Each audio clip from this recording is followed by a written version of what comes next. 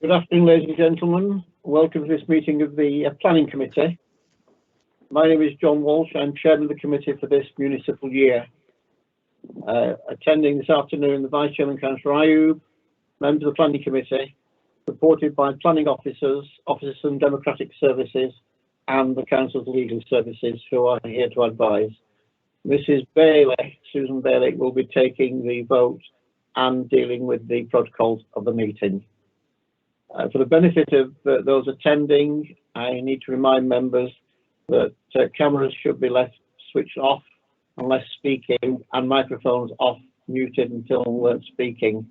And members wishing to speak, either to question or speak, please indicate in the chat box so that we have a record of all members. Item 1 on the agenda, declarations of interest. I believe we have one from Councillor Newall. Thank you, Chair. Yes, I'd like to declare an interest in application number 152 Broddick Drive. I'm sorry, I've just lost the number. Is it 09526? That's the one, yes. Yeah, 09526/20, yes. I'd like to declare an interest, please, and leave the meeting and speak as a ward councillor on this matter. Thank you, Councillor Newall. Thank Any you. declaration of interest?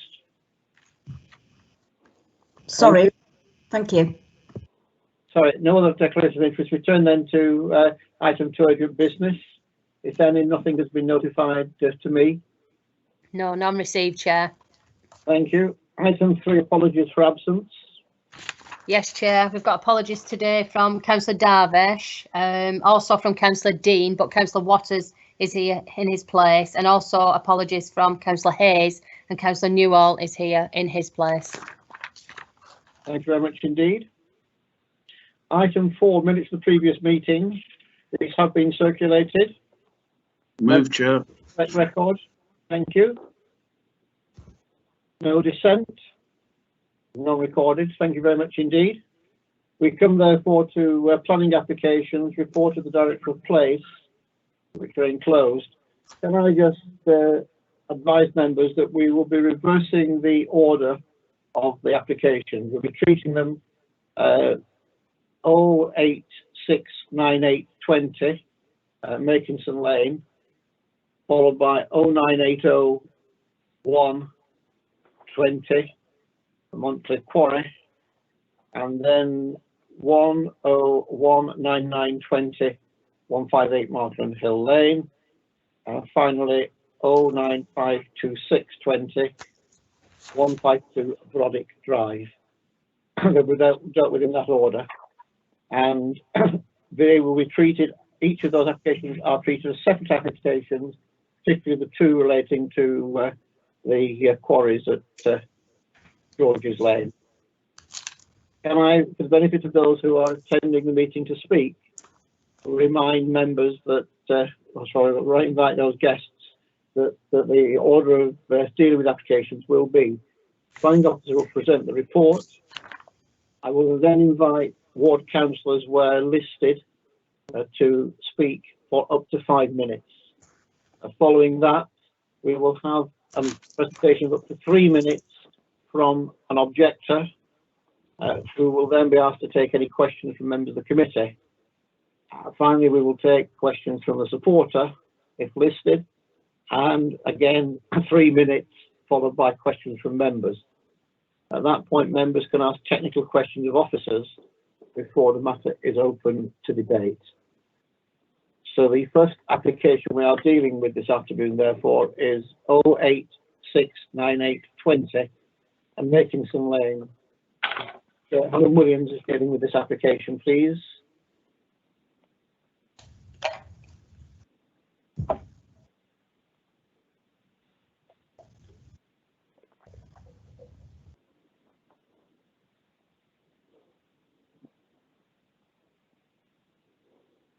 Helen, are you with us? I am just waiting for the box to appear. I don't know if I've come live or not.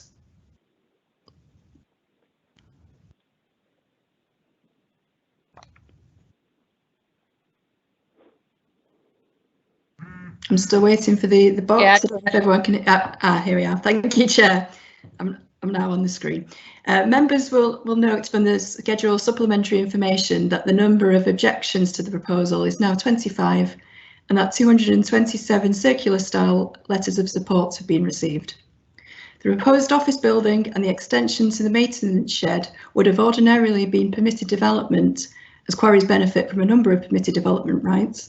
However, the applicant did not seek the prior approval of the LPA before building.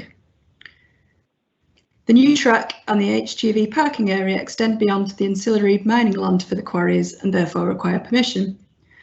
The whole site is, however, within the ownership of the quarry operator.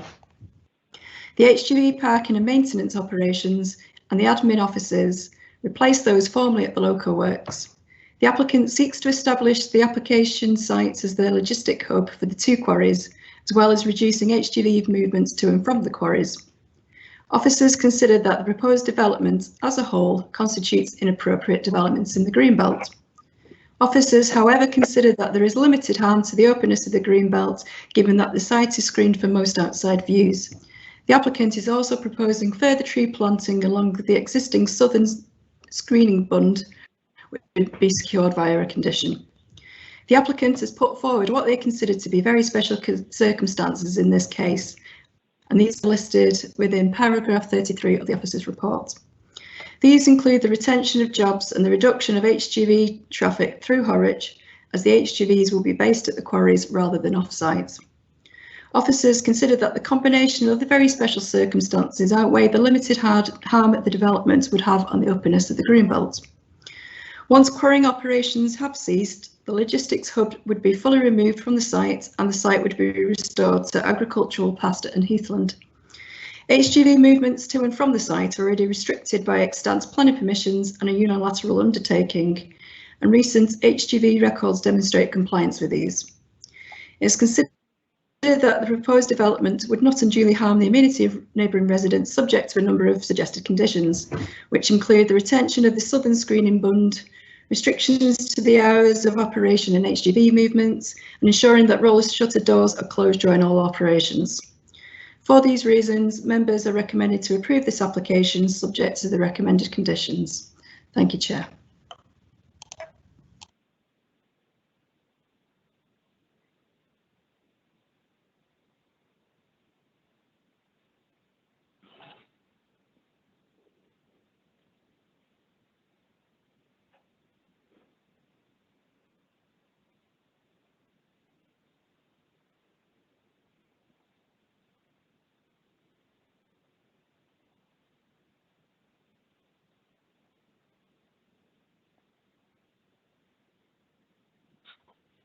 Sorry, Councillor Sylvester now address the committee, please.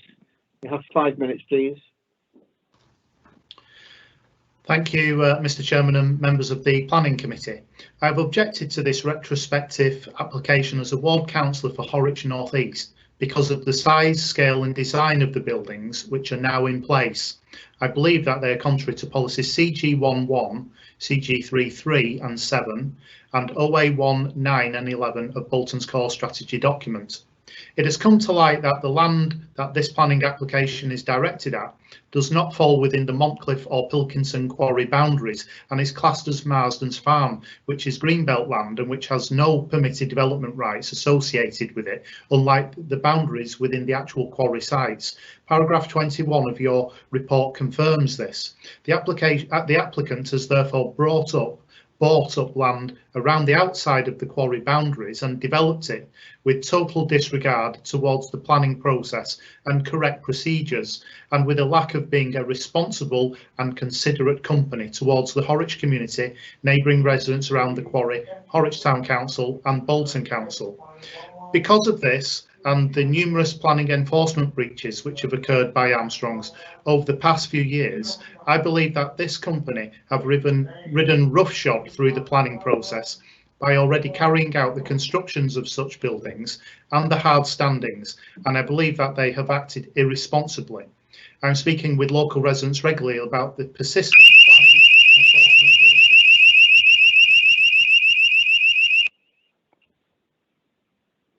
Sorry, Chair, a fire alarm is going off. In February 2003, a similar planning application to this present one, number 6353802, at the same location was refused.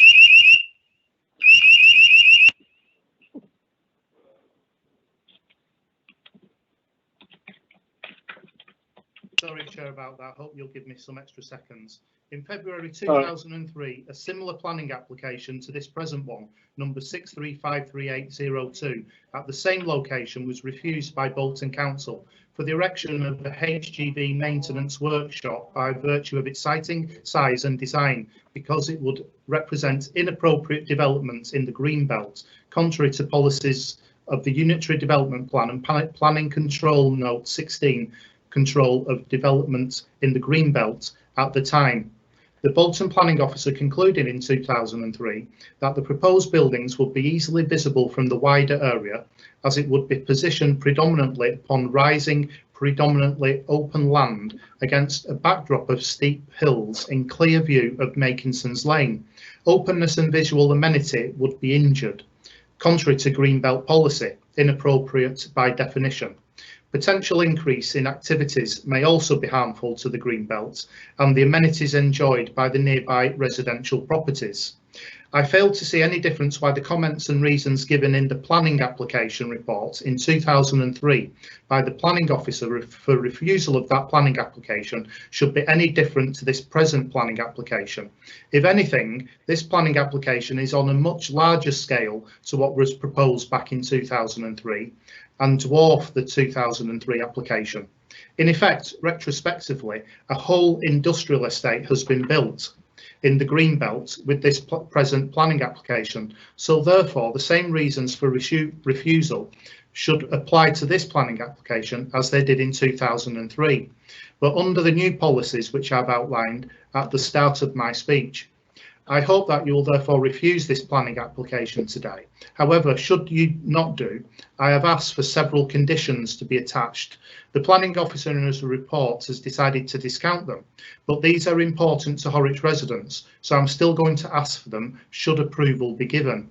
That no lorry movements by Armstrong's vehicles to take place from George's Lane in the direction to and from Horwich Town Centre, instead all lorry movements to take place from the Bolton direction of Chorley Old Road, and also a condition that Armstrong's makes a significant financial contribution to the upkeep and resurfacing of both George's Lane and Chorley Old Road. We know as Horwich North East Ward councillors that George's Lane surface has fallen completely apart, and the council's cost for resurfacing it would be £500,000. Thank you, Mr. Chairman. Thank you, Councillor Sylvester. Can I invite now Councillor Brady, please? Right, thank you, Chair. Yeah, I obviously agree with most of what all of what Councillor Sylvester has said. This application, it states that it decants the quarry operators HGV parking and servicing from the former site at Horwich Local Works. And it says it's a retrospective. Oh, hang on, I'm sorry, I knew that was wrong. It's a retrospective application anyway. It's been there for over 18 months.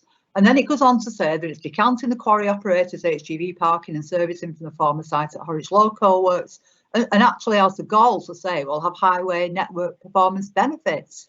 They're still travelling through Horwich to reach the quarries. And then it goes on to say about the new access track between the quarries. A couple of weeks ago, permission was refused for the Montcliff Quarry Northwestern expansion. So I see little reason for this expansion, like the new link through the quarries. It says this, yeah, that was a proposal to allow off-highway travel directly between the two quarries. The application then. Pardon? Can we be clear, Councillor Brady? We are dealing with the application 8698. Yes, that includes this. The link road is a link lane is a separate matter entirely. That's sorry. Yes, this is in relation to traffic on the actual roads. Yes. Okay then. So the application then, it waxes lyrical about the miles saved and CO2 emissions through the relocation. not going to Charlie New Road, now going up to Quarries. However, there is a unilateral undertaking which restricts the combined number of HGV movements for both Montcliff and Pilkington to a maximum of 170 a day in, 170 a day out. There's also a routing agreement for all HGVs entering and exiting Montcliff and Pilkington. That doesn't actually work because that routing agreement, as Armstrong's explained to me, only applies to Armstrong's wagons. It doesn't apply to other hauliers. So I would ask that should this application be passed, which I hope it won't, the routing agreement be extended to all hauliers. And I've already asked Highways to explore the introduction of weight restrictions through Horwich. And until such time, the routing agreement and the unilateral undertaking regarding the number of movements must be enforced by use of a planning condition. Thank you, and sorry for being a bit garbled. Thank you for that, Ken. Could I ask, please, could we have the slide, please? We've just got the screenshot at the moment of the title. Could we see the slides, please? Thank you. Can I now invite the objector, Mr. Bustard, Andy Bustard, please? Hello. Mr. Bustard, you've got 3 minutes to address committee, and I will then invite members to pose any questions they may have. Thank you very much, Chair. Over the recent years, it has been extremely challenging living within this large industrial development that has been constructed within this Greenbelt area. When the construction of this development started, we had no idea what was being built and how it would impact our lives and our properties. This large industrial type of development has been constructed on a plot of land locally known as Marsden's Farm. Up until recent years, Marsden Farm was Greenbelt property used for grazing of sheep and horses. I cannot understand how storing, repairing and maintaining heavy goods vehicles within the Greenbelt area has a benefit to the natural surroundings. These type of activities are more common on the many industrial estates that are built outside of the Greenbelt area. The application does not seem to mention that vehicles from 2 companies of the Armstrongs Group are being parked on this site. There are vehicles to move aggregate and there are concrete delivery vehicles. If this application is passed, I would question how many other company vehicles would be parked and maintained on this industrial type of development. The newly constructed hard standing area has a significant gradient from the southwest to the northwest. This gradient has an effect that surface water from the hard standing is now directed towards the 2 properties, Hillcrest and Rocky Mount, on George's Lane. This is causing flooding at these properties, and extra land drainage has been installed by the residents to try and deal with the flooding coming from this new development. The applicant has installed high-intensity lighting on this industrial site that can be seen for miles around the area. Due to the elevated position of the Greenbelt site, there is no reason to have this amount of light pollution on this Greenbelt site, especially used outside of the prescribed operating hours. I would also question the harmful effects that this excessive lighting is having on the local wildlife and undermining the enjoyment of the countryside and the night sky. Due to the close proximity of this site to our property, we are aware that the applicant is frequently operating this site at various times over the weekend and in the evenings. This is currently under planning enforcement investigation. To my knowledge, if a development is intended to be undertaken within an area, there is a planning process that should be followed. We are also finding it concerning the number of retrospective planning applications that are now being submitted from Montcliff and Pilkington quarries. Thank you very much. Thank you, Mr. Bustard. Can I ask members any questions, please? Councillor Howarth. Thank you very much, Chair. Mr. Bustard, can I first ask you please about the land designation? Can you tell me what you've become aware of about that, if anything? Because our report today describes it as land within the quarry footprint, and yet we've already heard testimony about it being green belt land. You referred to the farm there. So any more you can tell me on that? And then can you tell me about this word amenity as well, which is the experience of those properties near and close to this area that we're discussing this application as regards today. And you've already mentioned Hillcrest and Rocky Mount. Can you give me a bit more of a sense of the effect on other close properties? So properties also mentioned are George's Lane, Heather Hall and Grundy Cottages. Thank you.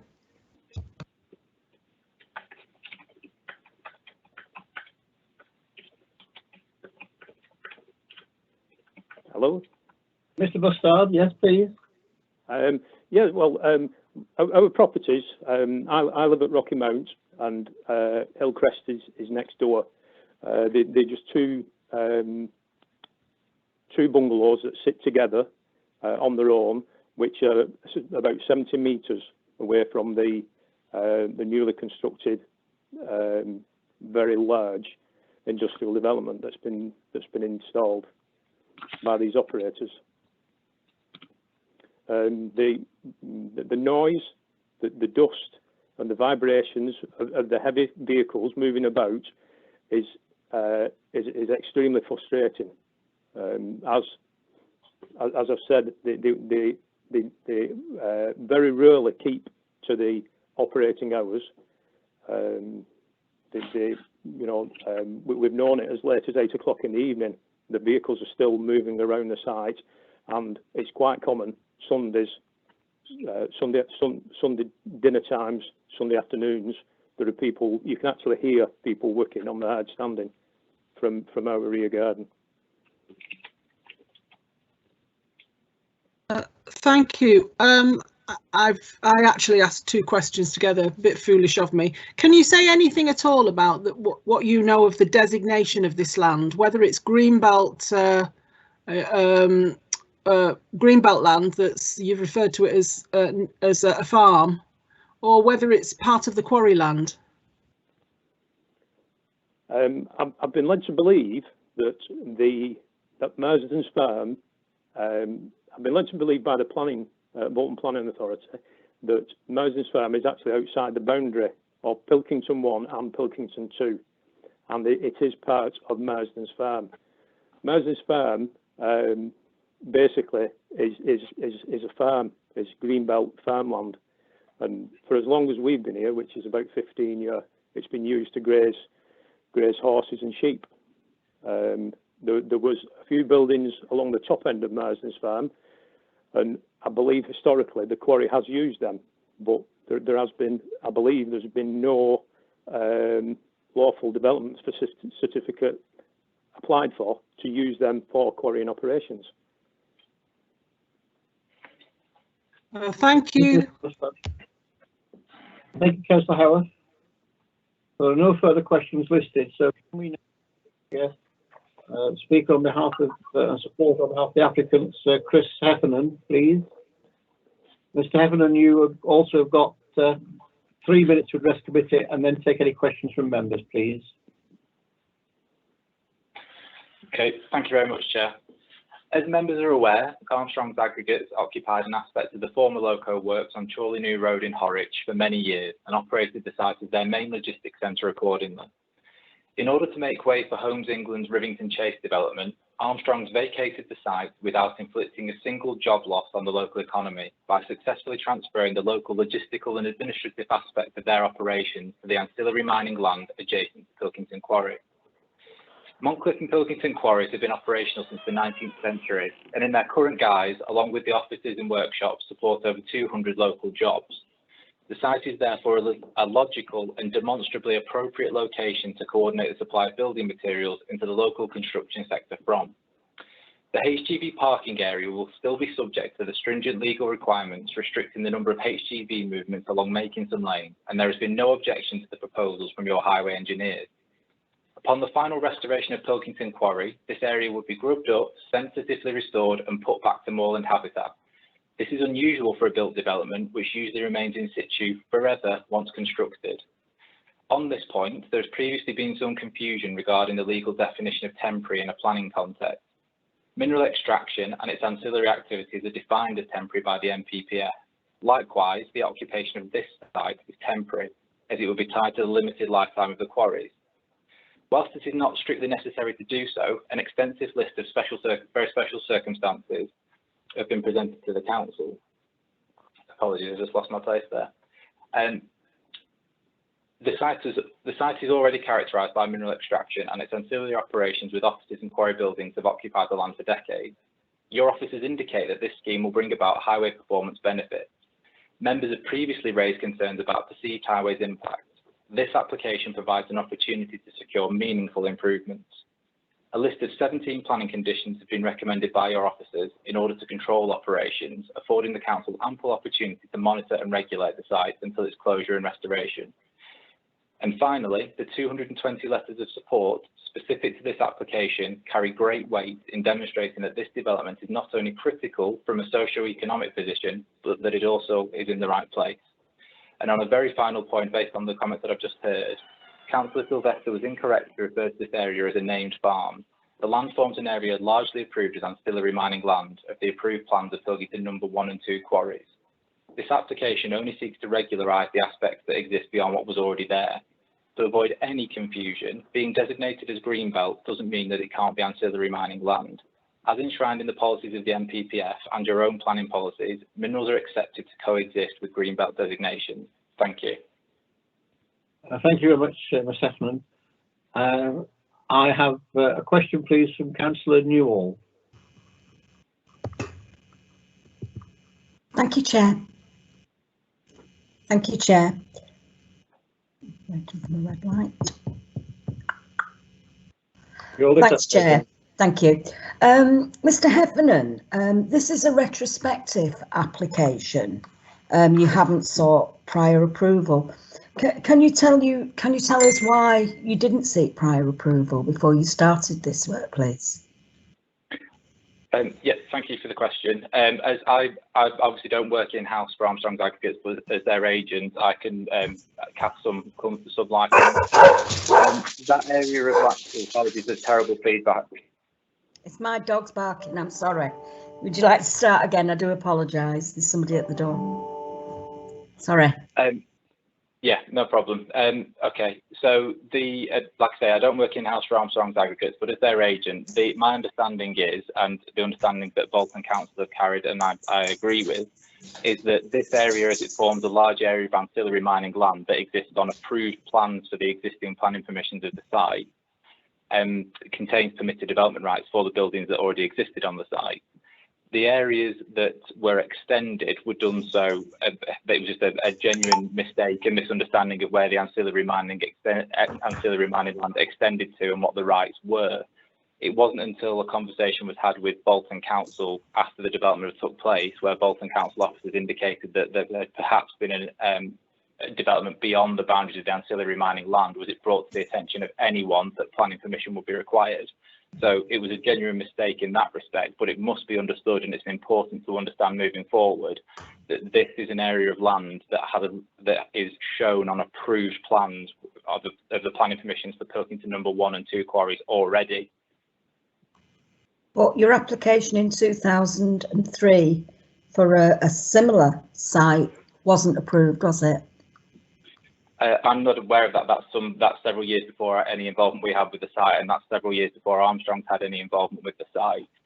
And a planning application, I'm not aware of it fully, but a planning application along those lines either misunderstood what the remit of permitted development rights were, or understood them and made a planning application anyway. The buildings that were up on site and have existed for well over a decade without any enforcement action being taken against them were there and had no enforcement action against them because of the fact that they are permitted development. Right, so there's part of this application that isn't cited within the ancillary mining land. That doesn't benefit from permitted development rights. So are you saying that you weren't aware of that and that is why a planning application wasn't put in? Again, I can't speak as the landowner. I can only speak as an agent that was requested to make a planning application. But my understanding is there was a difference of opinion between the council and the operator in terms of where the extent of permitted development rights extended to, but there was absolutely no confusion about the fact that the majority of the land did carry permitted development rights. Right, thank you. Thank you, Mr. Heffernan. Thanks, Chair. Thank you, Councillor Newell. Councillor Wright.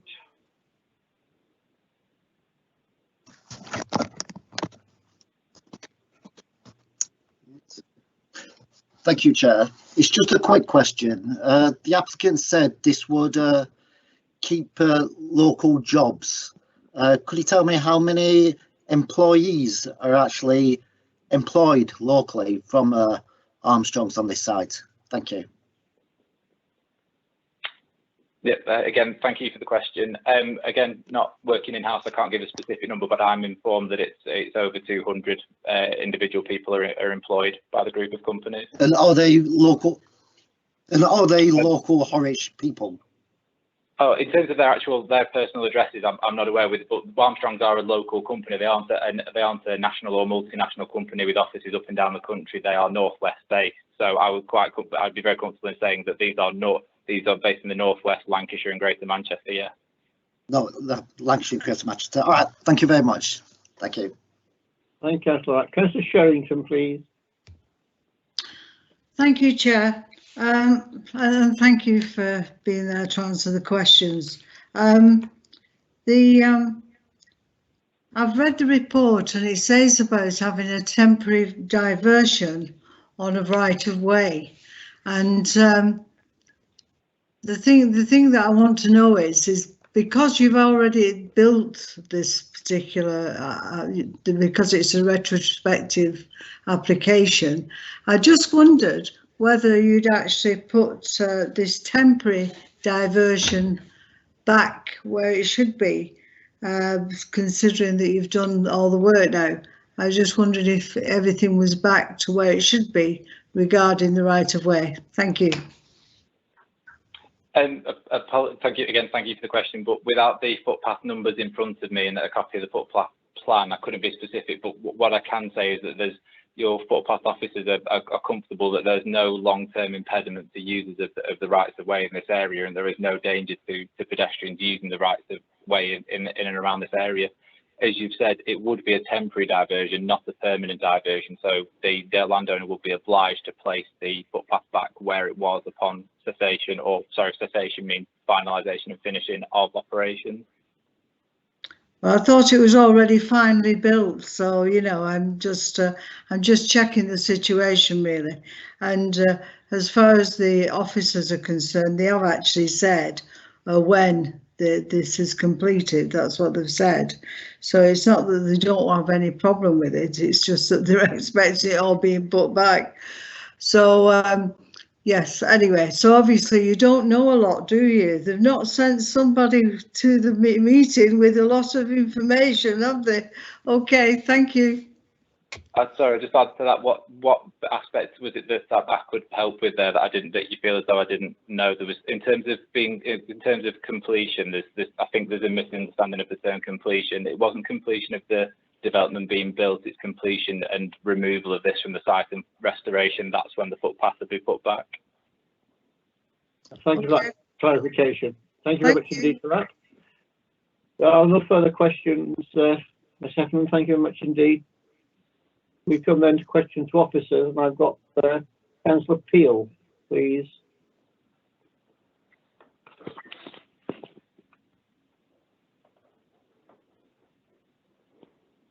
Thanks, Chairman. It's this issue of permitted development. We really need a definitive answer from the officers. At the beginning of the report, it says that this development would have ordinarily been permitted developments under the general permitted development order and the applicant sought prior approval. But we've heard testimony from other people that this site is actually outside of the defined quarry operating boundaries. Then the applicant has said it's within ancillary mining land, and then later clarified and said part of it is in ancillary mining land. So my question is, to officers, can you please give us a definitive answer on this? Is this application site within the permitted land for quarry activities and its ancillary uses or not, or is only part of it in it or not? And I will have a follow-up question, Chair. Thanks. Thank you, Councillor Field. Mrs. Williams, please. Yeah, thank you, Councillor. I think it's probably best if members have a look at page 4 of the report, where there's the plan of the application site. So it's from the OS map. That hopefully will help me explain the situation. If you have a look at the application site, so that's the hatched area, there is a line through the middle of the application site. It's like a curve. So everything that's north of that curved line, so it's kind of a shape of a funnel, that's the operational land to Pilkington Quarry. So everything north of that site would benefit from permitted development rights under the GDPO, that's the General Permitted Development Order for the quarry, because that is the ancillary mining land. I think the next slide that's going to come up actually will show you the satellite picture of what used to be there, so that you can actually see on that the curved line. So everything that's being built is within that, to the north of that curved line. That's the ancillary land. So in terms of this application, because the hard standing and the access road are to the south of that line, they require permission because they don't benefit from permitted development rights. In terms of the building, whereas they have been built to the north of the line and are within the operational land, because the applicant didn't seek the prior approval of the LPA before building, which they need to do, means that they can't then benefit from those permitted development rights. They could only benefit from permitted development rights if they'd applied to the council prior to a commencement of building. So in that effect, everything that's been built on the site, the council believes requires planning permission. I hope that explains things.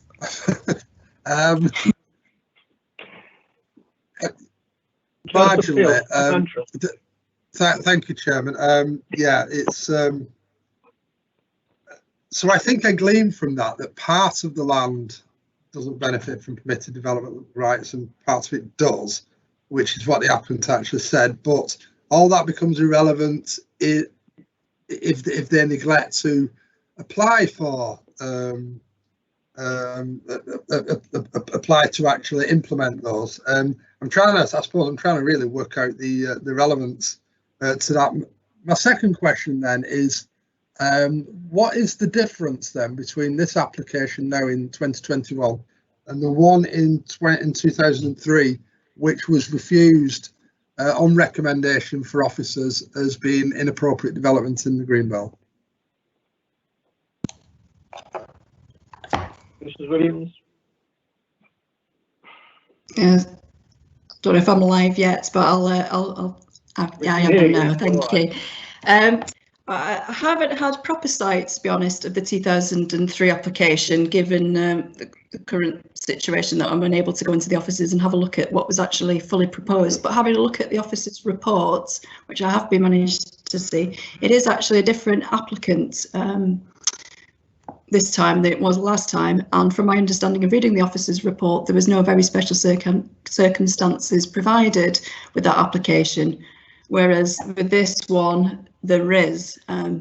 So officers considered that those special circumstances that have been put forward to why the need for the development outweighs the harm to the Greenbelt. Apologies, Chair. I do need to come back and ask another question. Was that last answer? Thanks, Chair.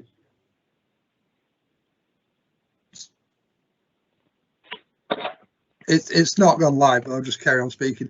So we've just been told that that in 2003 it was a different applicant. Is that to say that the application that was refused in 2003 was not connected with the quarry operation? Are we being told that it was just an application for industrial use that had no connection with the quarry. So I'm just waiting for the box again to confirm that I'm live. Okay, thanks, Chair. So thank you, Councillor. It was actually the quarry operator at that time, but it wasn't Armstrong's in 2003. It was the quarry operator in 2003. I think it may have been sometime.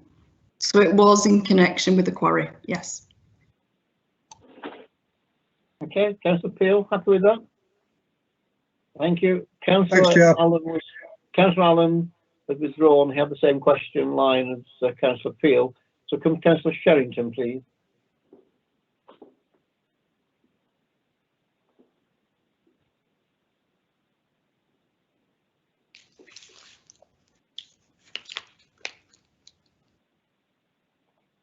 Thank you, Chair. Thank you, Helen. It's just a question regarding the, which is on page 13, which is number 56, which actually says that before they do anything regarding the rights of way, they should apply for a section 257 of the Town and Country Planning Act 1990. And I was just wondering, had they actually applied for this? It does say that you can actually apply it after you've had your planning permission granted. However, because this building has been built already, I just wondered if they'd actually applied for this and, you know, take into consideration the fact that there is elements there of health and safety risks of people walking across where wagons are coming in. So I just wondered whether this had actually been applied for. Thank you. Thank you, Councillor Sherrington. Mrs Williams, please. Yeah, thank you, Councillor. In terms of the diversion of the public right of way, it's my understanding that the footpath has already been diverted, but without the formal agreement yet of the local authority. So they would need to, should this application be approved, they would need to seek the formal agreement of the, I think it's the Highways Department, to divert the footpath. And currently, however, in place, they've already erected warning signs for pedestrians and also introduced a 20 miles per hour speed limits on that track in order to safeguard the pedestrians that use that footpath. I think you'll probably see on the pictures for the next application photographs of the signs that have been erected. Okay, thanks. Thanks very much. There are no further questions, so the item is now open for debate. Councillor Peel.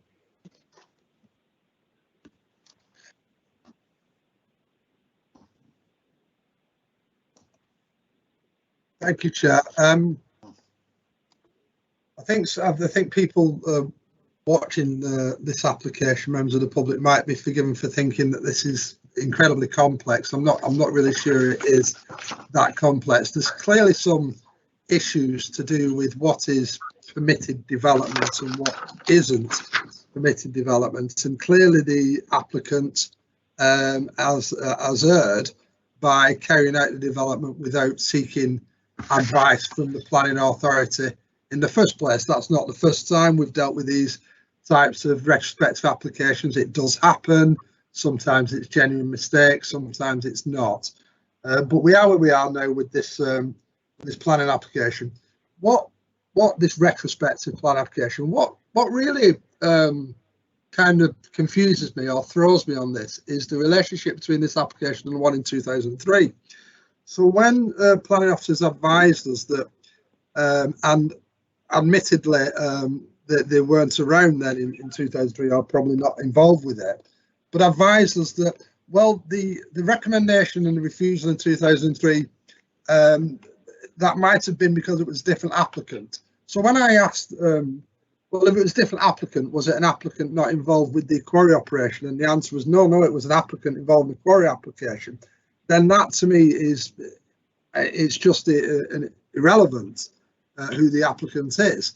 I thought perhaps if it had been refused in 2003 because it was something completely unconnected, I could to a degree understand that, because the argument we're being presented with now is that this development for these buildings, etc., is intrinsically linked to the quarry operation. Therefore, it's considered appropriate development in the Greenbelt, and that's where I, in my humble opinion, differ and disagree with the recommendation, because on a really important point of the principle of Greenbelt policy, there are pieces of land all over the borough and all over the country that are known as developed land within the Greenbelt. That's what they are referred as. They are by and large historical, as is the quarry operation. Historical piece of land that's already a developed piece of land within the Greenbelt. Sometimes they were there before the Greenbelt was created. Sometimes they were there after the Greenbelt was created and were allowed permission for a specific reason. They might be former farmland buildings, that type of thing. But surely the duty of the planning authority and the planning committee is, where we have situations of industrial land, developed land within the Greenbelt, then the operations of that developed land needs to be curtailed, restricted and hemmed in as much as is feasibly possible to do that. And I think what we've seen over a number of years with this particular company, we had the last application, is planning creep. It's that the boundaries are being pushed, the expansions are moving in different directions out of that tightly defined area of allowable operations, and I think that's what we're seeing here. And I think that's why in 2003 the permission was refused. I cannot for the life of me, and I see no analysis in the report that draws a comparison between this application now and the one in 2003. We often say there's no such thing as precedent in planning. That's true because it's based on different decision makers, etc.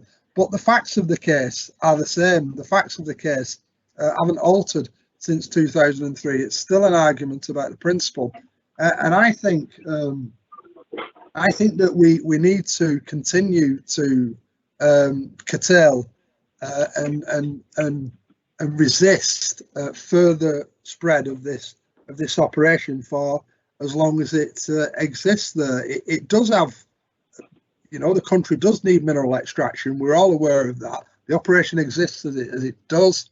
There'll be no particular benefit for the people of Horwich with minimal effects on vehicle movements, because as we've heard, the heavy vehicles will still be moving as per the transport plan through public roads in and around Horwich.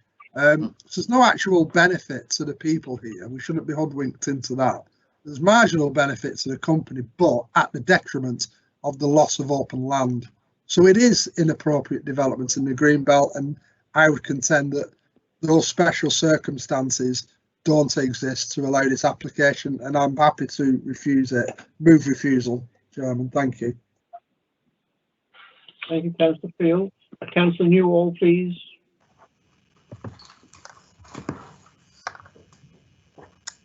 Thank you, Chair.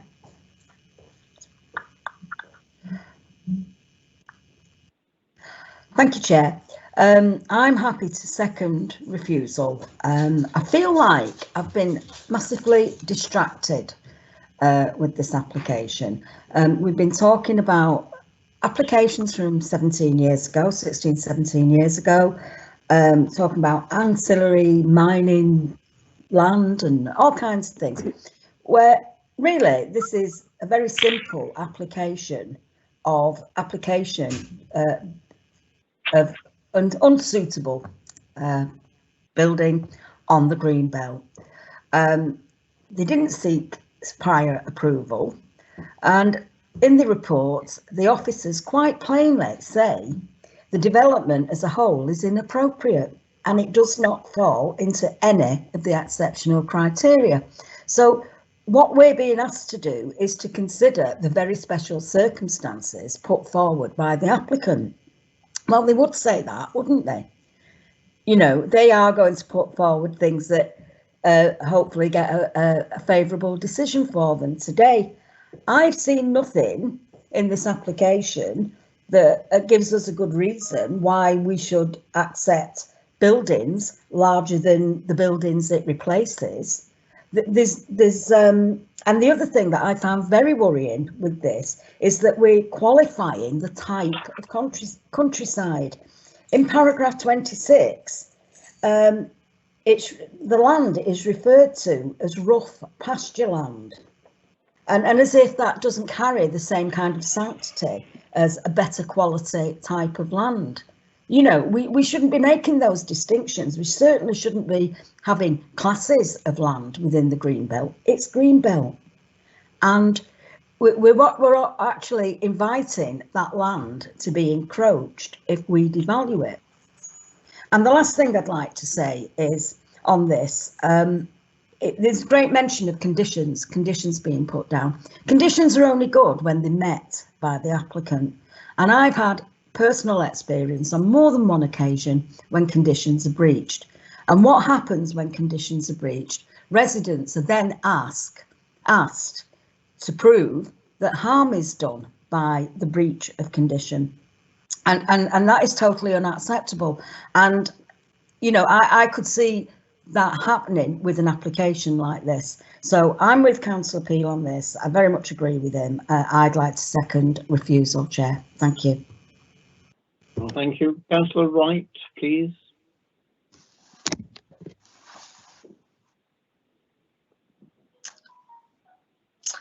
Thank you, Chair.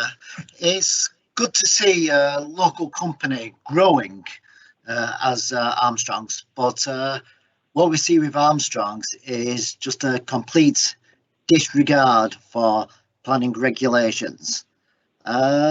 This is yet another retrospective planning application from Armstrong's, and they just have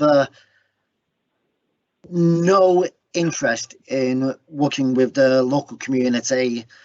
And this is a retrospective application. As it was said earlier on, it's outside the defined quarry development in the south, and even in the north of the area they didn't bother getting planning permission. And we've heard about the footpath. They've apparently rerouted it without seeking proper permission from the council. It's just a thuggish behaviour which we see from this company. And where they were saying it's special circumstances where they should be allowed to build on this green belt area. Well, he's failed to say that how many people in Horwich are employed here. As I live in Horwich, I've spoken to many residents, and apparently a lot of the people who work there do not live in Horwich. So it's just it's just thuggish behaviour from this company again.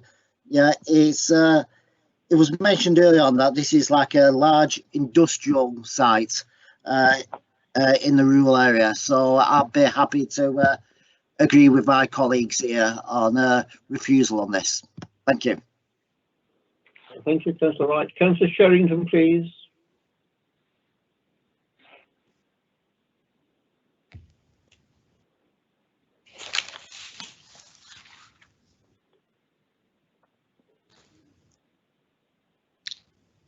Thank you, Chair. What amazes me is that people can just move into an area and all of a sudden everybody who lives around there it doesn't matter anymore. I have to say that the quarries have been there since year dot, and at no time have they had to actually divert any of the paths that people go walking up onto the moors. And I find it incredible that they have the audacity really to think that they can just divert the path, put it somewhere else, and put it back when they feel like it, if they're going to put it back. And they don't need to talk to anybody. They don't need to talk to the town and country planning. They don't need to talk to our planning people. You know, they just feel that they have a right to do that, where they could bring people who are just having a walk, could come face to face with one of these big articulated wagons. It's just not on, and it's just not thought through, and they couldn't care less about the people. And not only that, we've got people who've come along today who don't know anything about it. And when we've got a situation where the rights of way have been around a lot longer than what the mineral policies have been.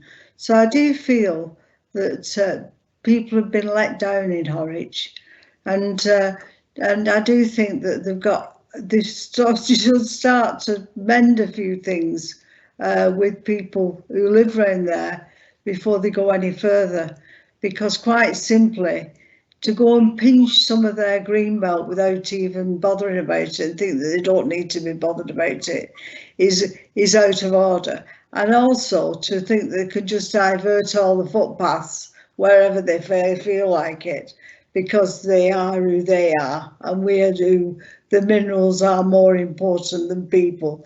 Well, I'm sorry, I'm afraid I'm a people person. You know, minerals, yes, but at the end of the day, it's no good if you've got no people to sell it to, is it really? So I do think that people do matter. So I will be supporting refusal on this application. Thank you. Thank you. Education Councillor Waters, please.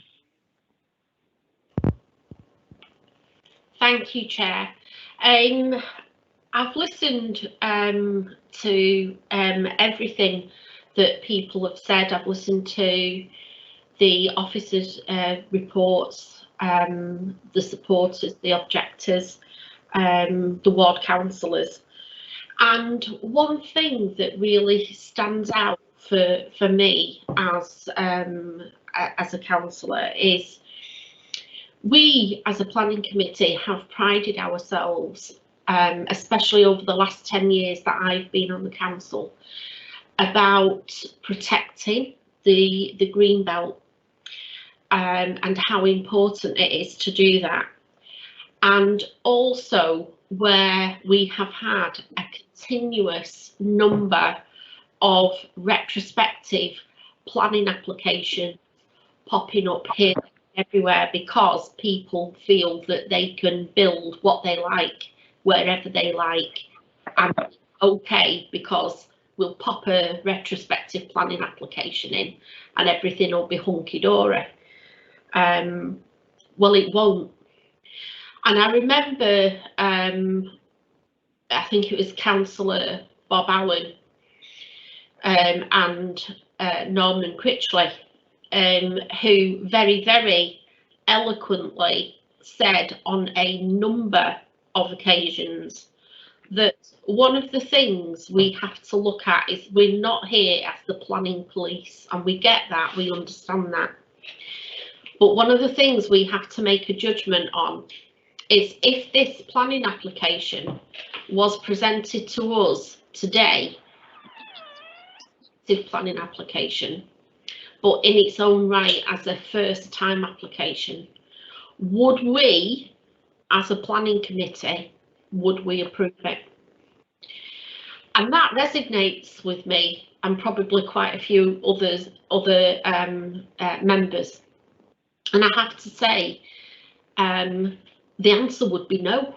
I really do not feel that us as a committee, if this came before us today as a brand new planning application to build this within the Greenbelt, would we approve it? And I believe that the answer would be no. Thank you, Chair. Thank you, Councillor Waters. There are no further indication of speakers. The reason put forward, sorry, the only proposition put forward is for refusal from Councillor Peel.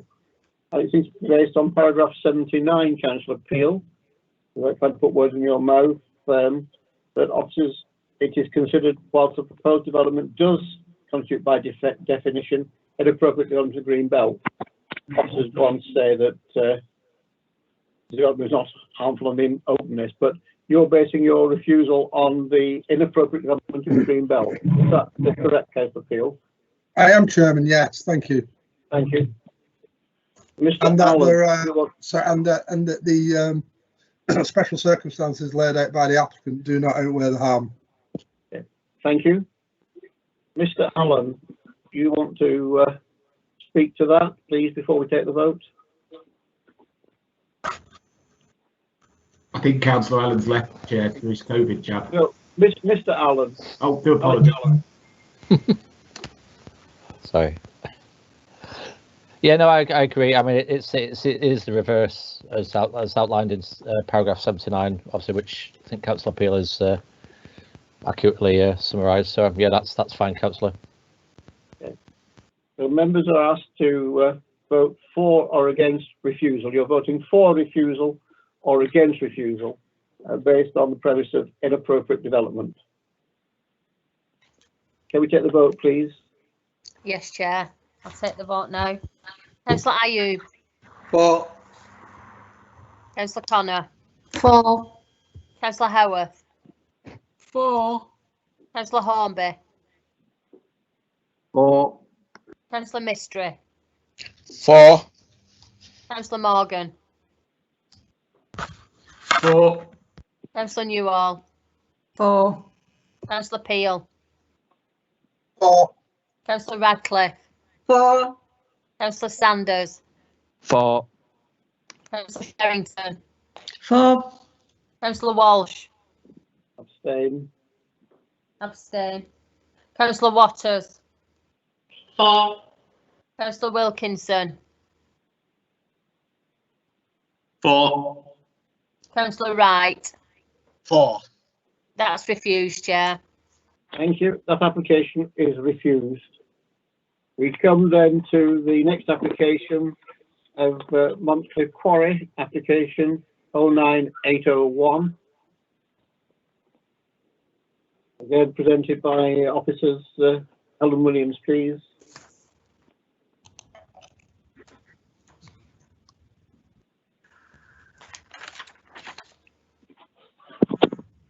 Thank you, Chair. Members will note again from this schedule of supplementary information that the number of objections to this proposal is now 18, and that 220 circular style letters of support have been received. The proposed variation of condition is required to allow the access track, which was proposed within the application just heard, to be used as a secondary access to Montcliff Quarry. Condition 14 currently allows only one access into Montcliff. The proposal would allow for the movement of plant and machinery between the two quarries and enable HGVs to access and leave the quarry directly from the HGV parking area, which is adjacent to it, without need to travel down the public highway. Council's highways engineers have supported with the proposal. None of the other conditions attached to the original permission for Montcliff Quarry would need to be amended as a result of any approval of this application. Members are recommended to approve this application. Thank you. Thank you for that. We again have got two ward councillors to speak. Councillor Sylvester, please. And I remind you, you have your 5 minutes, Councillor Sylvester. Thank you very much, Mr. Chairman and members. And it won't come as any surprise that I'm also objecting to this planning application. Now, Horwich Town Council objected to this planning application as well in terms of its impact on neighbouring residents due to increased vehicle movements, noise and vibration, and the removal of the screening mound at a part of Montcliff Quarry, and the impact on public rights of way in the immediate vicinity of the quarry. Local residents regularly complain to me about the impacts of noise and dust from the quarry. A resident has sent me a photo of her car with all of the dust which descended upon it in one day from the quarry, and planning committee members were also sent this photograph by email previously last month when you were debating the extension to the quarry, if you remember. So I really have to question how and when the dust monitoring surveys and reports are carried out by the company employed by Armstrongs, if they're timed when little activity is taking place in terms of blasting and lorry movements, because I'm afraid when I'm sent photographs of a car completely covered in dust, something just does not add up.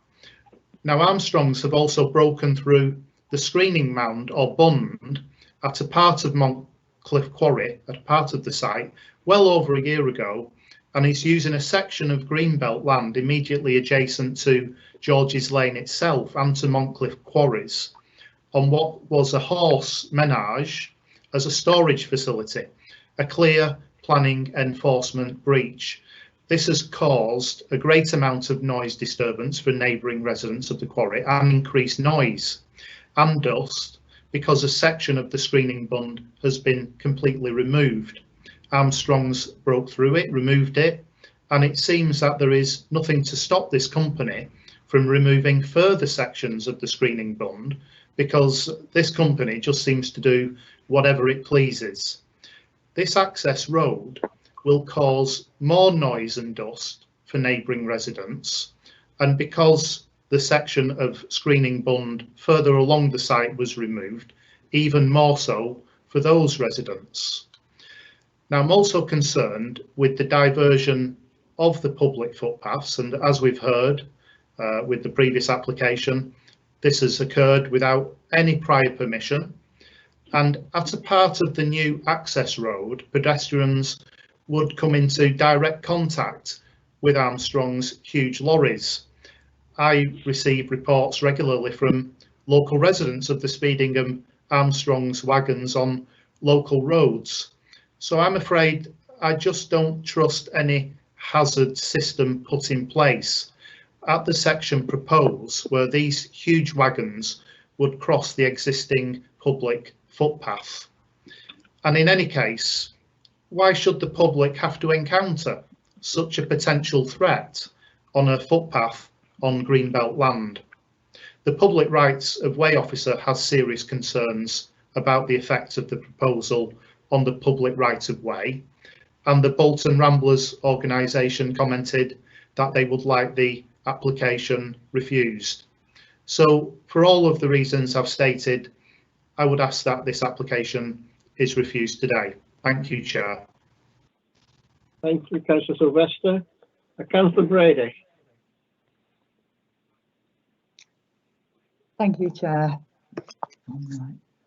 Permission was granted at Planning Committee in February 2015 for the reprofiled and stabilisation works of the north-eastern face of the quarry to alleviate the health and safety concerns identified through a quarry regulations appraisal. The end date for mineral extraction was 20th of February 2021. Therefore, the need to alleviate these health and safety concerns, these works should have already been completed. The officer's report then makes reference to a future application which seeks to extend that reprofiling and stabilisation for another 10.5 years. Last month, permission was refused for the Montcliff Quarry northwestern expansion. So I would ask, is this application a presumption that that will be overturned on appeal and that the future application to extend the reprofile and stabilisation will also be approved? I consider this application is purely to facilitate those extensions to continue extraction with no firm end in sight. I would ask that members reject this application and give a clear message. It's time to comply with the existing end dates and not continue this misery. Thank you.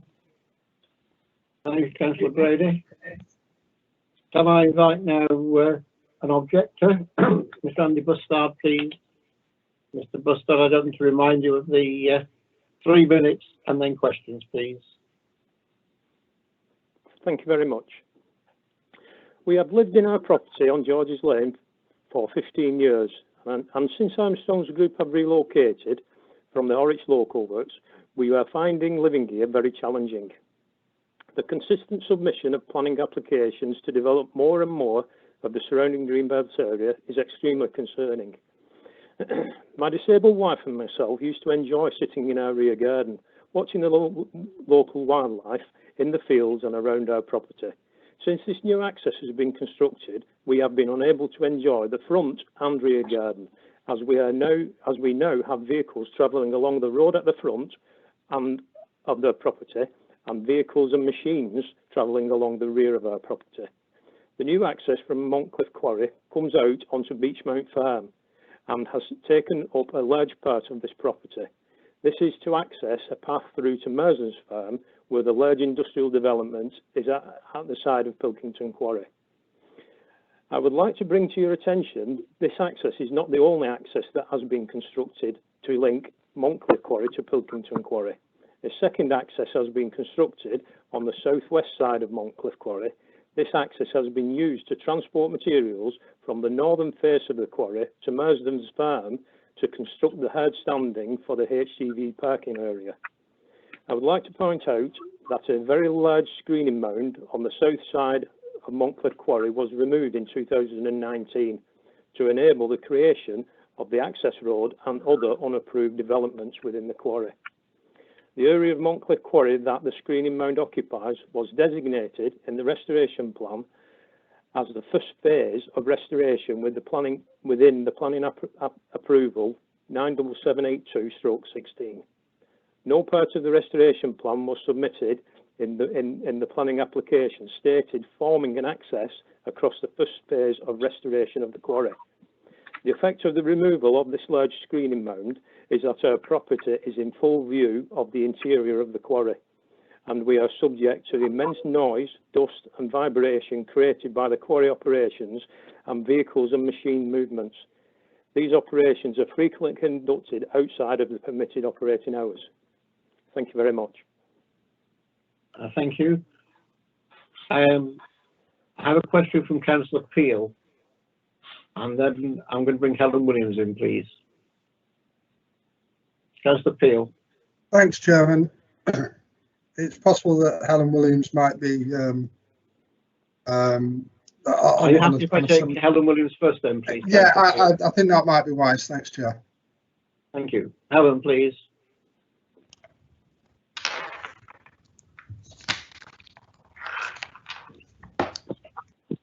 Thank you, Chair. I just thought it might be just best if I just clarify what this application is actually for. This is to vary a condition on the main quarry, which restricts the number of access points into the quarry.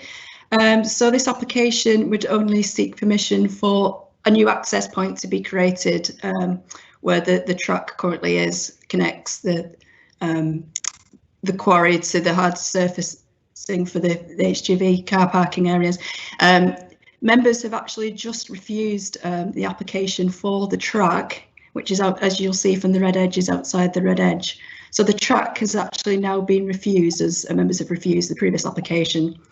So we are now just looking at the actual access points by varying that condition to allow an additional access point to the quarry. I think there might have been some confusion as well, listening to what Councillor Brady was saying about changing the end date for mineral extraction to the quarry. There's no changes at all proposed to any of the previous conditions to Montcliff Quarry, except for the condition that refers to the access point, the vehicle access points into the quarry. I hope that clarifies things. Thank you. Thank you for that. Councillor Peel, your question now to the objector, please. Thanks, Chairman, and that did clarify it a bit. So I'm just bringing the I'm sorry, just get the report up. The objector's attention to the views of highways. So highways are saying that excuse me, the proposed ancillary access would potentially remove extraneous HGV movements onto the public highway and would have benefits in terms of the logistics of operations, as well as potentially reducing road safety implications and environmental issues. So my question is to the objector, in terms of an access point potentially being created there, taking heavy good vehicles off George's Lane, whereas I believe you live, would you feel that would benefit you directly or make no difference? Hello? Thank you, Mr. Bustard. I feel that it wouldn't make much difference really, because for every one vehicle that's taken off George's Lane, it would put a vehicle to the back of their property.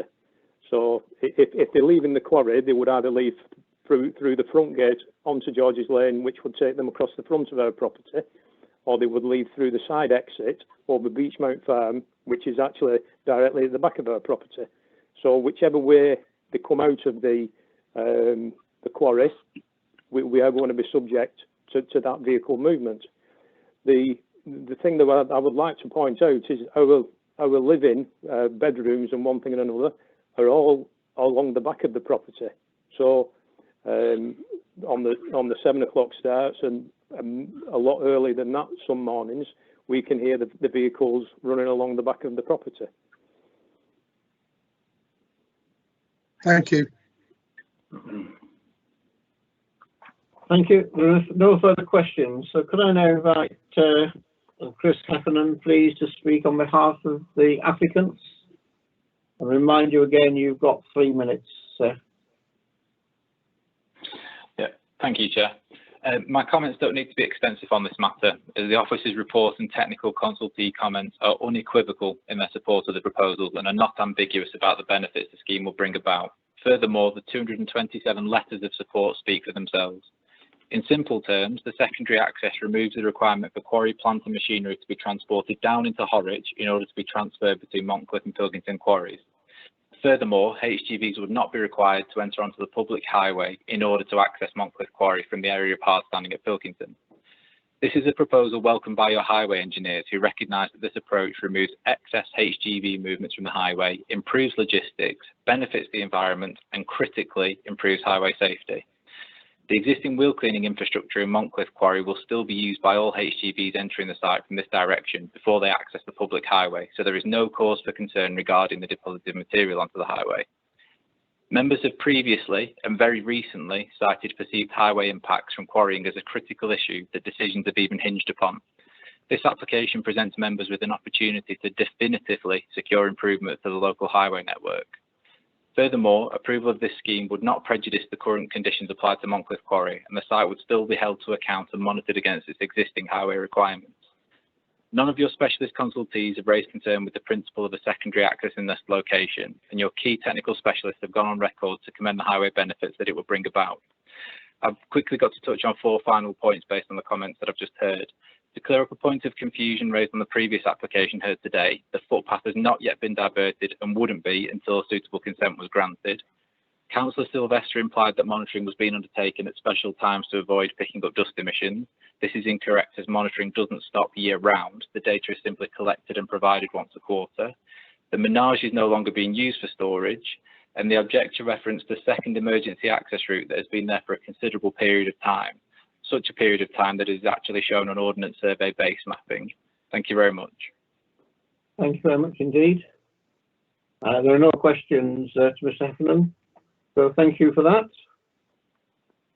The matter now is open for debate.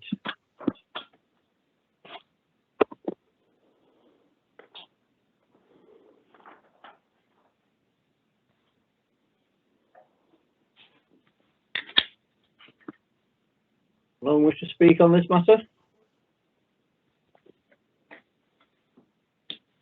Councillor Wright, please.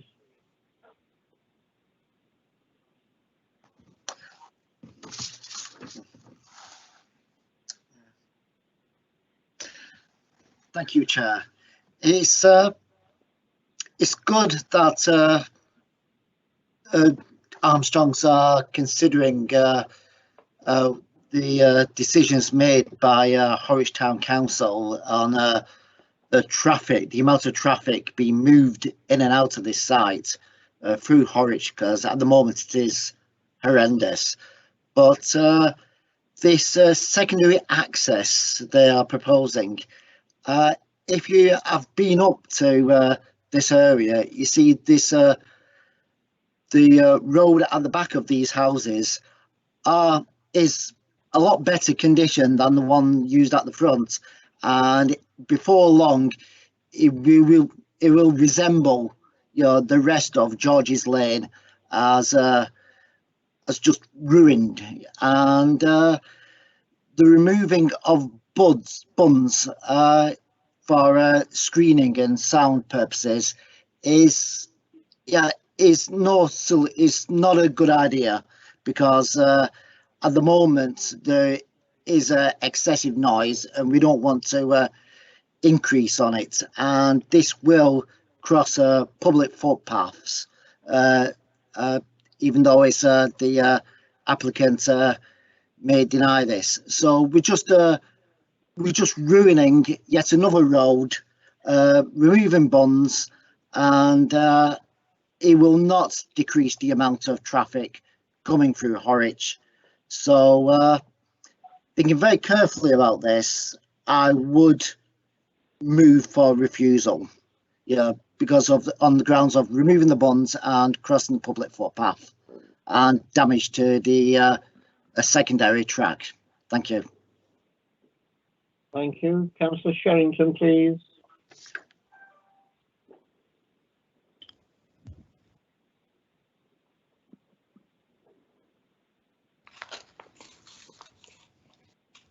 Thank you, Chair.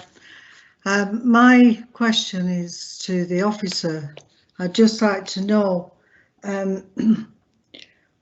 has the enforcement officers been involved in the removal of the bung that's allowed them to use the ménage as a place for storage?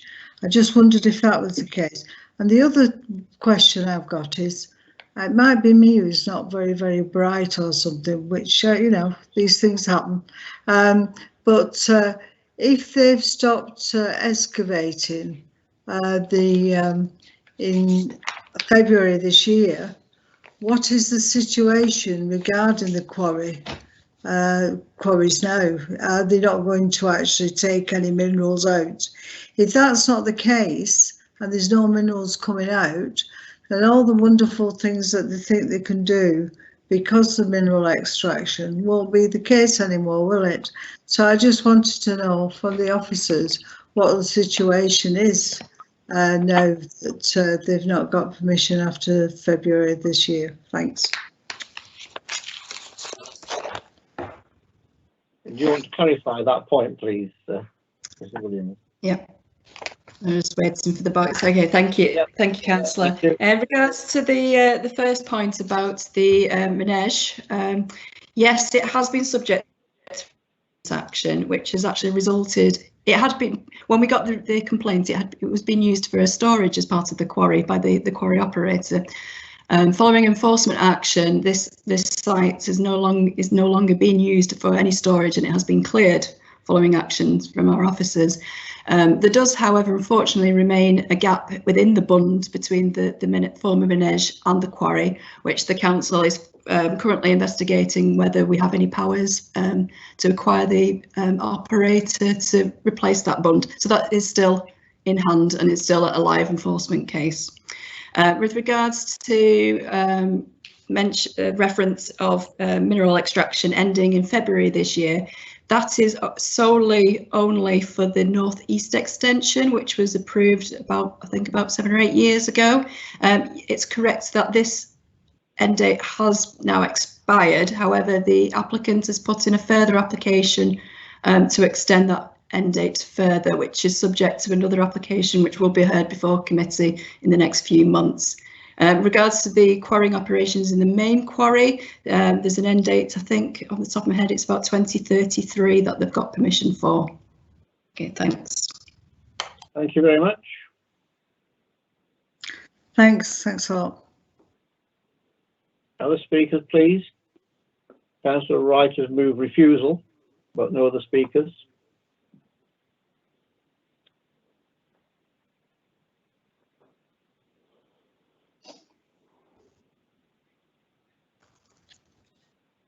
Councillor Peel. Thanks, Chair. I thought there might be other people wanting to speak on this.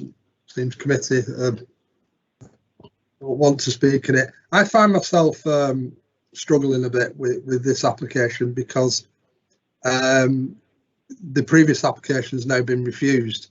So this is an application for an additional access, and I listened very carefully to what the resident, the neighbour, said, that in terms of the vehicles travelling to the rear of his house rather than the back of his house, it wouldn't make any difference.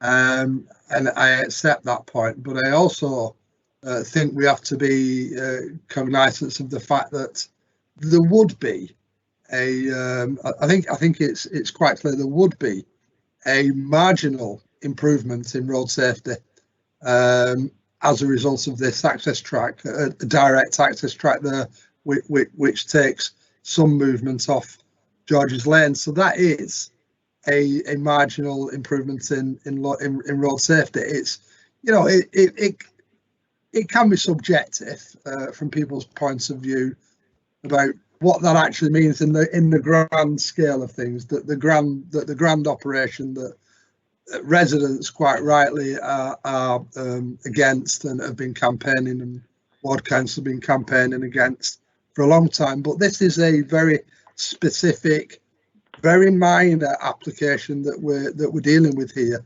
The creation of an access point here marginally outweighs any harm it would do. So I really can't think of a reason why I would be against it, because I just think it just would have a minor benefit. Probably won't alter the overall problems that the residents are having in general, but there will be a minor benefit to residents who live in that neck of the wood. So I think I'll be supporting the application, Chair. Thank you, Councillor Peel. Councillor Sherrington. Go.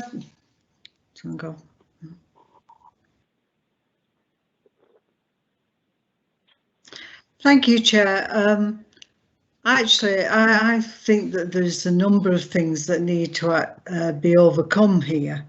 For instance, if we've got a situation where the bung is not there that should be there, how can you trust that they're going to do the other bits that they're supposed to do? And then there's the situation with footpaths and so on, and it's still ongoing, the situation where, you know, you could have wagons coming face to face with people who are just going out for a walk. So I think some of that could be overcome, but I do think it's a case of having the people who are putting the application in talking to the people who would be using these particular situations or have to live with these particular situations. So I do think it's an element of probably talking to people to actually get this right so everybody can live with it. I think it probably the access will probably be a better access than using George's Lane, and therefore I do think that there be elements of this application that are worth going for. So I'm proposing that we probably defer this for the time being and get something where people are spoken to and people know what's going on, rather than somebody just running ripshod over them and this is what you're going to have and that's it. So I'm hoping that they'll be able to talk to them about putting things right that they've done wrong, and also to make sure that the other things that are going to be done to make this work will be done. And so therefore I do ask that we look at deferring this so that we can actually get a proper job done. Thank you. Thank you, Councillor Sherrington. Councillor Peel has indicated he is withdrawing his proposition and now supports deferral as moved by Councillor Sherrington. Councillor Wright wants to speak.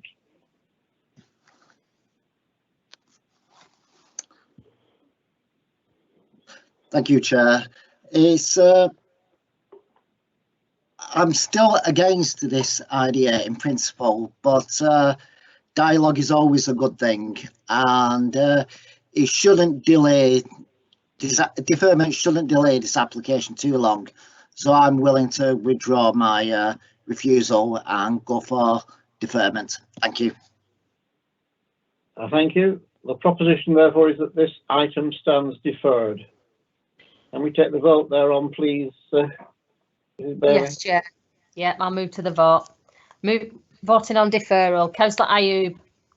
For. Councillor Connor. For. Councillor Howarth. For. Councillor Hornby. For. Councillor Mistry. For.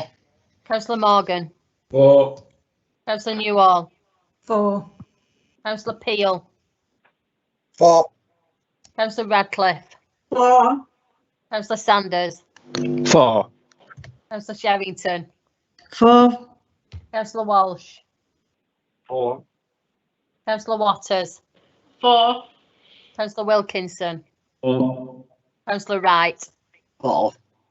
That's approved, Chair. Deferral's approved. Mr. Allen wanted to speak, so I should have invited him in before we took the vote. Mr. Allen, please.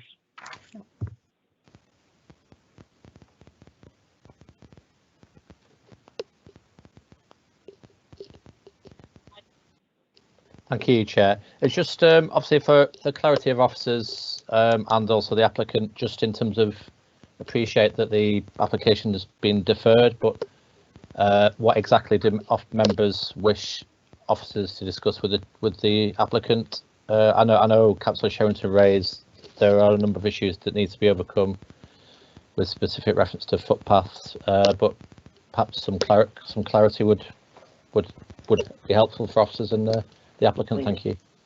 I think the points that were made, Mr. Allen, and others can correct me if they disagree.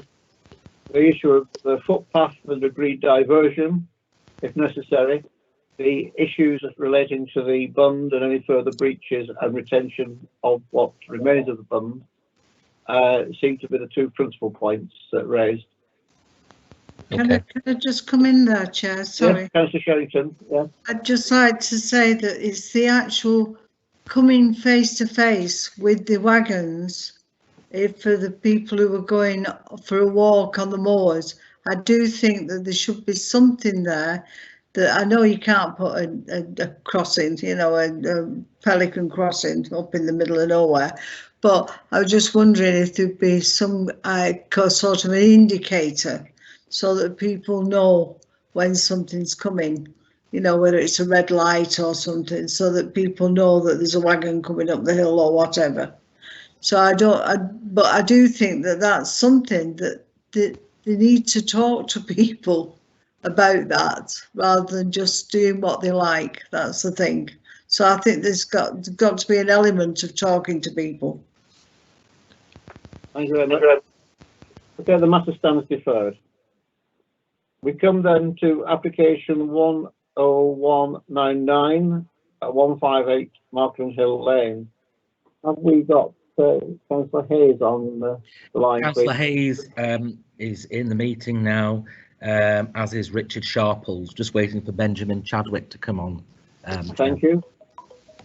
I spoke to him. Can you tell me when he's on, please? Yes, he's not yet.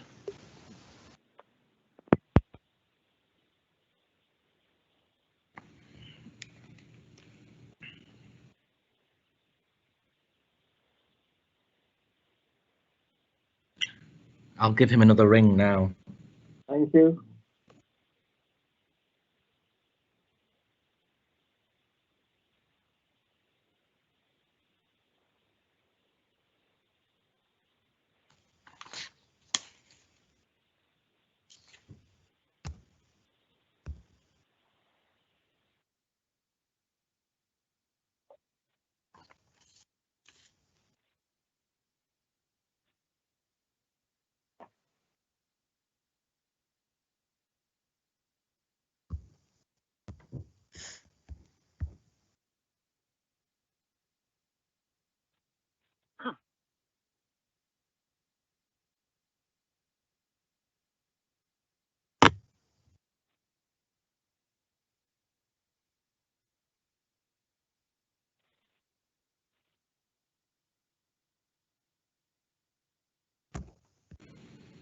Hello, Chairman. I've just rung him. He went to his answer phone, so I've just reminded him that the planning committee are waiting for him to dial in now.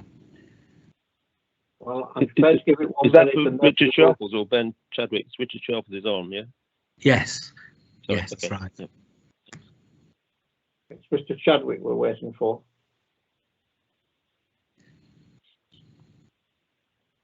Did you actually speak to him, Ian, at the first phone I call? did, yes. I've been ready So to- he's aware, yeah. And you've sent him the details, haven't you? So, Yes, yeah. and I said that, so. I've just tried again and it's gone through his answer phone. I've just left a message again, so. Yeah, he may be trying to come in. We do have a statement from him, Chair, don't we? We haven't. Detail.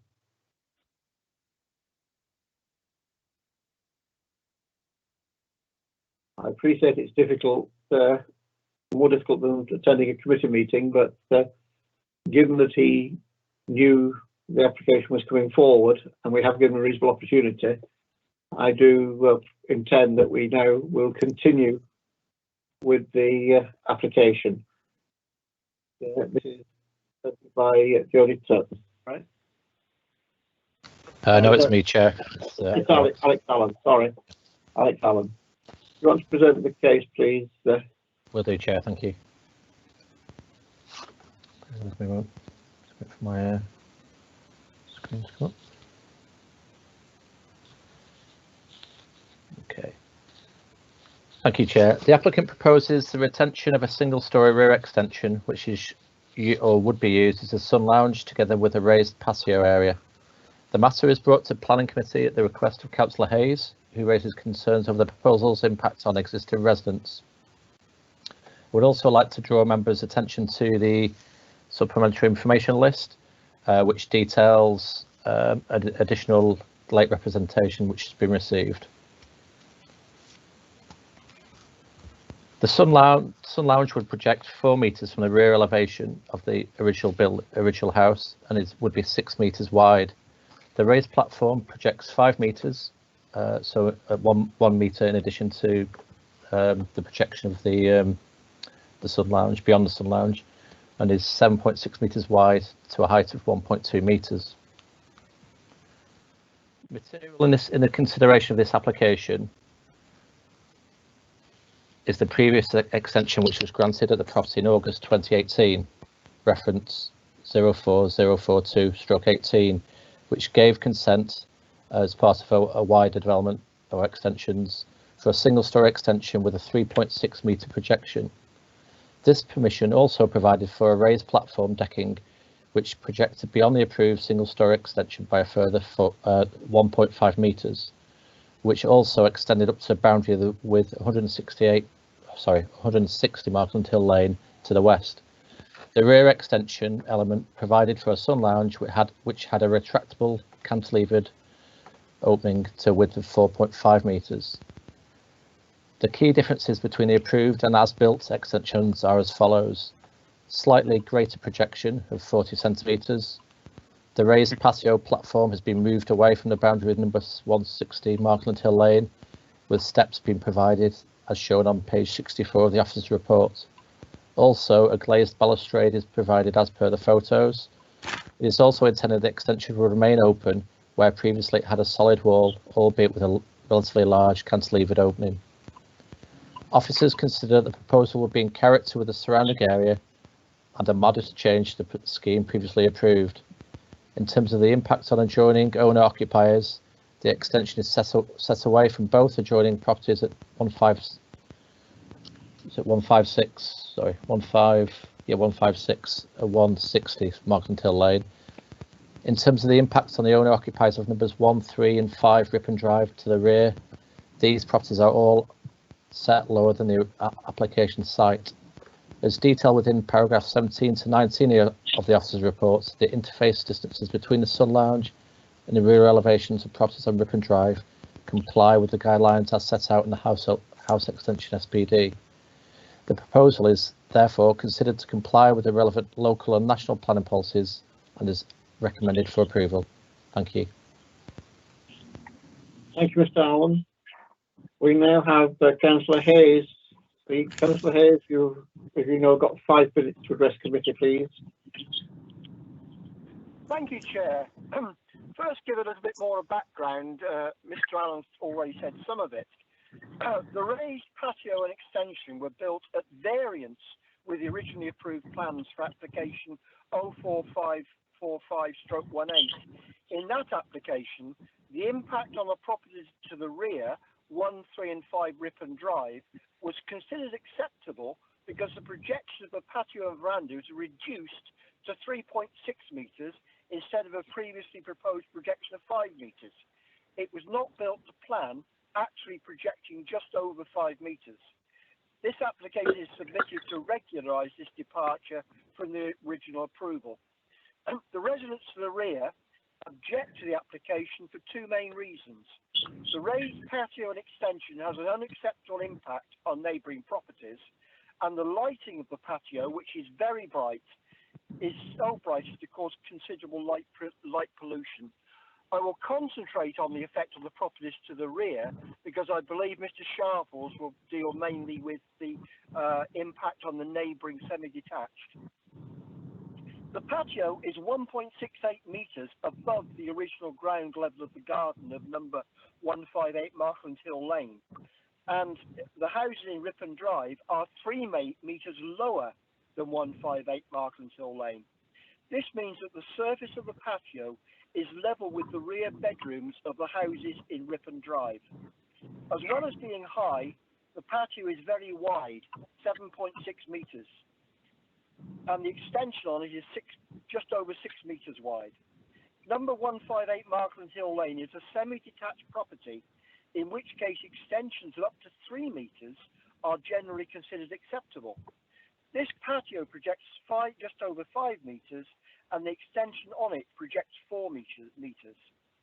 The patio and extension have already been used for a party, even during lockdown, which was closed down by the police about 7 o'clock.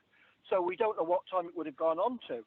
But we've got to say the rear bedrooms of number 1 and 3 Ripon Drive are occupied by young children. Number 1 is often occupied by a girl of 14, and she will not now sleep there because people on the patio can see right into her bedroom. The girl living at number 3, who is 8, has no choice because there isn't an alternative bedroom for her to sit in.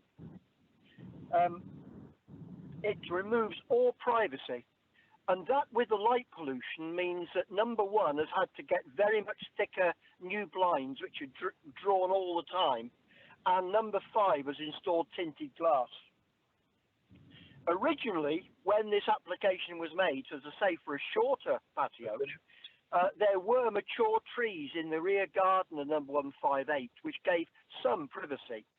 That has now been removed because the trees have been taken down. As far as the light pollution is concerned, there are neon lights along the sides of the patio at the top and the bottom, lights and wall lights as well, and these are very bright and often left on all night. As I say, that causes problems for neighbours. And we also believe that there may be some impact on the nature reserve, which is very near of Coffcocker Lodge. I therefore would ask the committee to refuse this application. If an applicant chooses to build contrary to the plans, that is at his risk, and I would argue that if it was not suitable at the time that the application came in, it's not suitable now it's built. Thank you, Chair.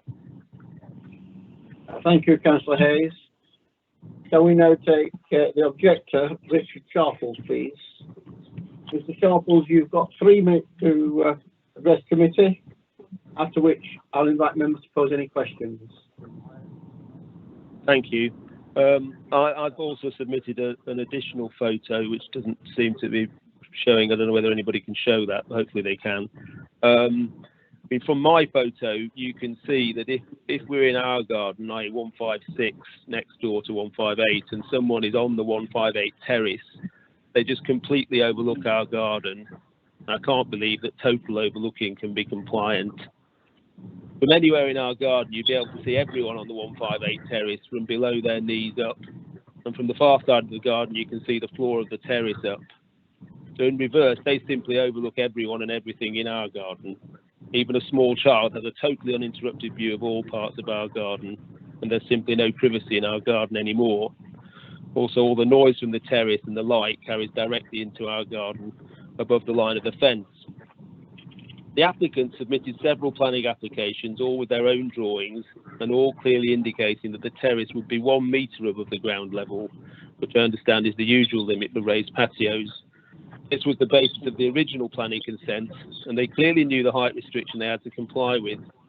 They ignored this and just built a terrace which is 1.68 metres above ground level. It's in 2 parts, a 430 millimetres initial terrace and then 1250 millimetres above that. The applicant's submissions say the changes to the raised patio are minimal when compared against the patio approved in the 2018 application, but I don't see how in the context of a raised patio a difference in height of 1.68 metres over 1 metre is minimal. It's very significant. We didn't object to the original application for a 1 metre terrace. It would have been very simple for them to adhere to the planning consent terms. They just needed a step or two down from their lounge sliding windows, which I think is a quite common feature for rear terraces. But they have planned from the start, in my view, to game the planning system by deliberately ignoring a key term of their consent, the height restriction, with a plan to hope that no one would object, and that if anyone did, they would just apply again and get consent because it was already built, and they might be able to employ a planning consultant to persuade planning control that it was easier all round to just recommend the 1.7 metre terrace be allowed retrospectively.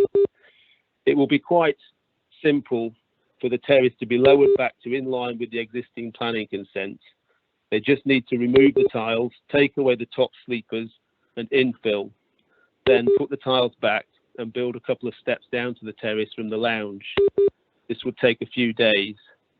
They took a couple of years on the build. When we objected, the applicant built a box on the terrace, but the sides and roof of this will be drawn back whenever the weather permits. So it affords no screening, and it does nothing to alter the non-compliant height of the terrace and the overlooking. The box itself is quite ugly, and I can't believe the planning committee want to see houses. You've had your 3 minutes, please. 1 minute to sum up. Okay, I can't believe the planning committee really want everybody around Markland Hill and beyond building these boxes on high terraces, frankly. Planning control originally issued an enforcement notice. Mr. Sharp, you've had your 3 minutes. Thank you very much. I'm sorry, but we have to be clear on these matters. There are no questions. Only reading my statement, so sorry. I'm sorry. There are no questions posed. So can we now take Mr. Chadwick, please, the applicant. Mr. Chadwick, you have 3 minutes to speak and then invite questions from members.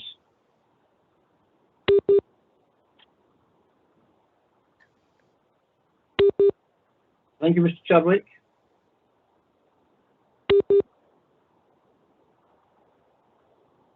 Mr. Chadwick.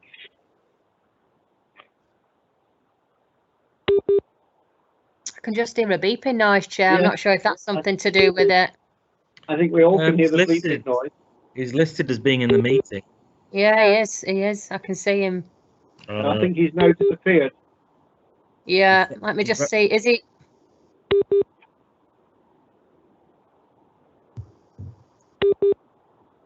No, I can still see him in the meeting, Chair. He is. He's listed as present, yeah. Yeah, I can still see him. I'm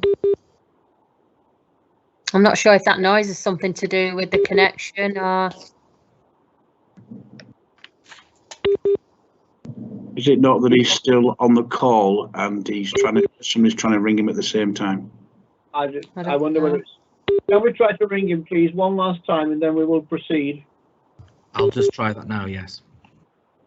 Unless I remove him from the meeting and see if he can call in again. As he's not addressing it, you can remove him from the meeting, but please ring him one last time, please. Yeah, there's something not right because he's got a circle around him, so I think there's something not... I don't know if he's on hold or... I think he's probably on hold and taking another call on his mobile. Right, well, take him out of the meeting, please. Try and ring him, and we'll give him one last chance, and then I'm afraid we must proceed. I've just tried and I got through to his voicemail. I've just removed him from the meeting, Chair, because he was circled, so I think there was something not right. Oh, hold on, he's ringing me now. Just a minute. Is he ringing again? Hello?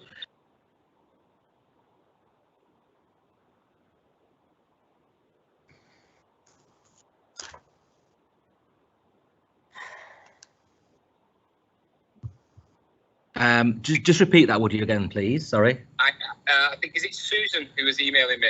Right. She asked if I couldn't make it, what I'd like to say, if I could send it over, and I popped that over in an email yesterday or the day before. Oh, right. So you just want that considered, do you? Is that okay? Yeah, right. Please. Yeah, I've been going to pick my little boy up. Oh, right. He's not well at school, so that's way more important than what right. neighbours are coming out with. Okay, just consider the email, please, Susan. Okay. Chair, would you like me to quickly read that out? Read through, please. We'll read it. Yeah, this is from Benjamin Chadwick. Both these I would like to thank the Planning Committee for providing me with the opportunity to speak in support of this proposal. As you will no doubt be aware, 2 planning applications for alterations to 158 Markland Hill Lane were approved in 2018, and both of these applications remain extant. Both these permissions included a range of alterations to the property. However, in relation to the rear of the property, one permission granted approval for a sun lounge projecting from the rear elevation of the house by 3.6 metres and a raised patio projecting a further 1.4 metres from the end of the sun lounge, so 5 metres in total. The second approval granted permission for a raised patio area, no sun lounge area in this case, with a projection from the rear elevation of the original dwelling of 3.6 metres. It is against the backdrop of these 2 extant planning permissions that this application should be considered. The changes to the raised patio proposed as part of this application are minimal when compared against a previously approved scheme, with a projection 5.05 metres rather than 5 metres. Whilst the design of the sun lounge is different from that previously approved, it complements the other works completed at the property, and it will have no impact on the street scene as it is at the rear of the property. The sun lounge projects 4 metres rather than 3.6 metres as previously approved. The impact of the proposal on the neighbouring properties in terms of privacy and amenity will be marginal when compared to the previously approved schemes. As a whole, it is considered that the application accords with policies CG3 and CG4 of the Council's core strategy and general design supplementary planning document. Taking all the above into account, it is considered that the proposal should be approved in accordance with the Planning Officer's recommendations. Thank you for your time today. Best regards, Benjamin Chadwick. Thank you very much. Mr. Allen wants to clarify a point, please.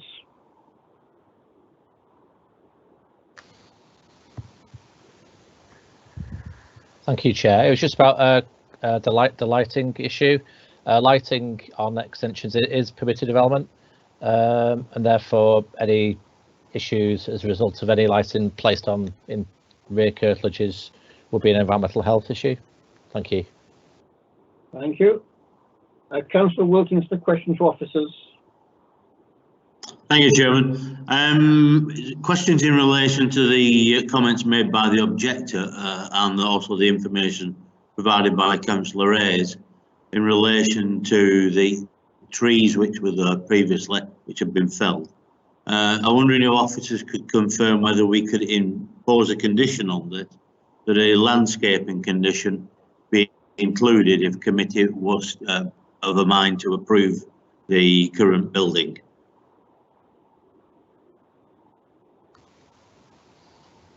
I mean, obviously, I think it's obviously clear from the report that the trees were taken out, and obviously they weren't protected. Obviously, to gain any, I suppose, to gain any benefit in terms of if members are concerned about privacy, creating some screening for residents who live at the rear. I suppose we could put a condition asking for some I suppose some landscaping, but obviously that will take time, and obviously it's as ever it's the I suppose not the conflict, but the obviously you put deciduous trees up. Obviously it's obviously no limited benefits. Obviously in spring and winter time, autumn and winter time, sorry, and obviously then if you have a evergreen, I suppose fast growing, say e.g. a Leylandii hedge, obviously that also causes issues in terms of loss of light and them rapidly growing, not being maintained, etc. So I would say potentially yes, but obviously the applicant would, I suppose, would have to agree to that, and obviously, yeah, we could, if members were minded to approve the proposal, that's something we could look at. Yeah. Can I just ask a follow-up, Chairman? I appreciate what Mr. Allen's saying about the trees, etc., and length of time. If we go back to the screen slide, which shows the brick wall, I don't know whether that's possible or not. No, keep going. Looking from the objector's rear garden. Whether a temp or a screen fence could be installed above the rear boundary wall. In the next slide, I think that's it. Yes.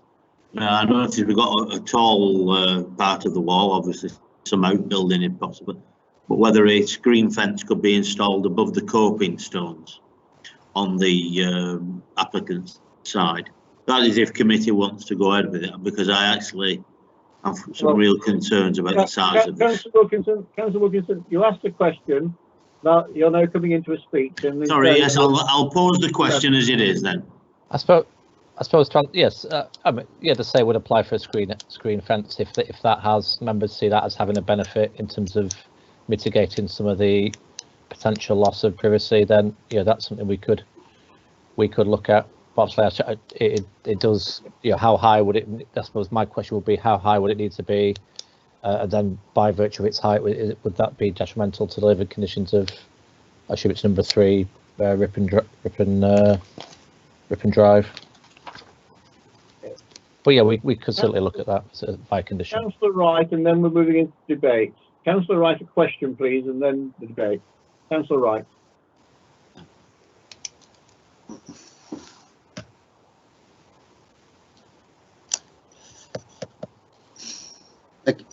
Thank you, Chair. If this was to be approved, I've noticed the applicant has placed some screening at the side of his house. Is it between himself and number 156? And now the neighbour said this is only temporary, which can be removed. Now this is if this was left open, it would be no privacy for the next door neighbours at number 156. So I just wondered, could this be a permanent screening, a permanent wall there to assist in privacy? Just wonder what the planning officer would think about that.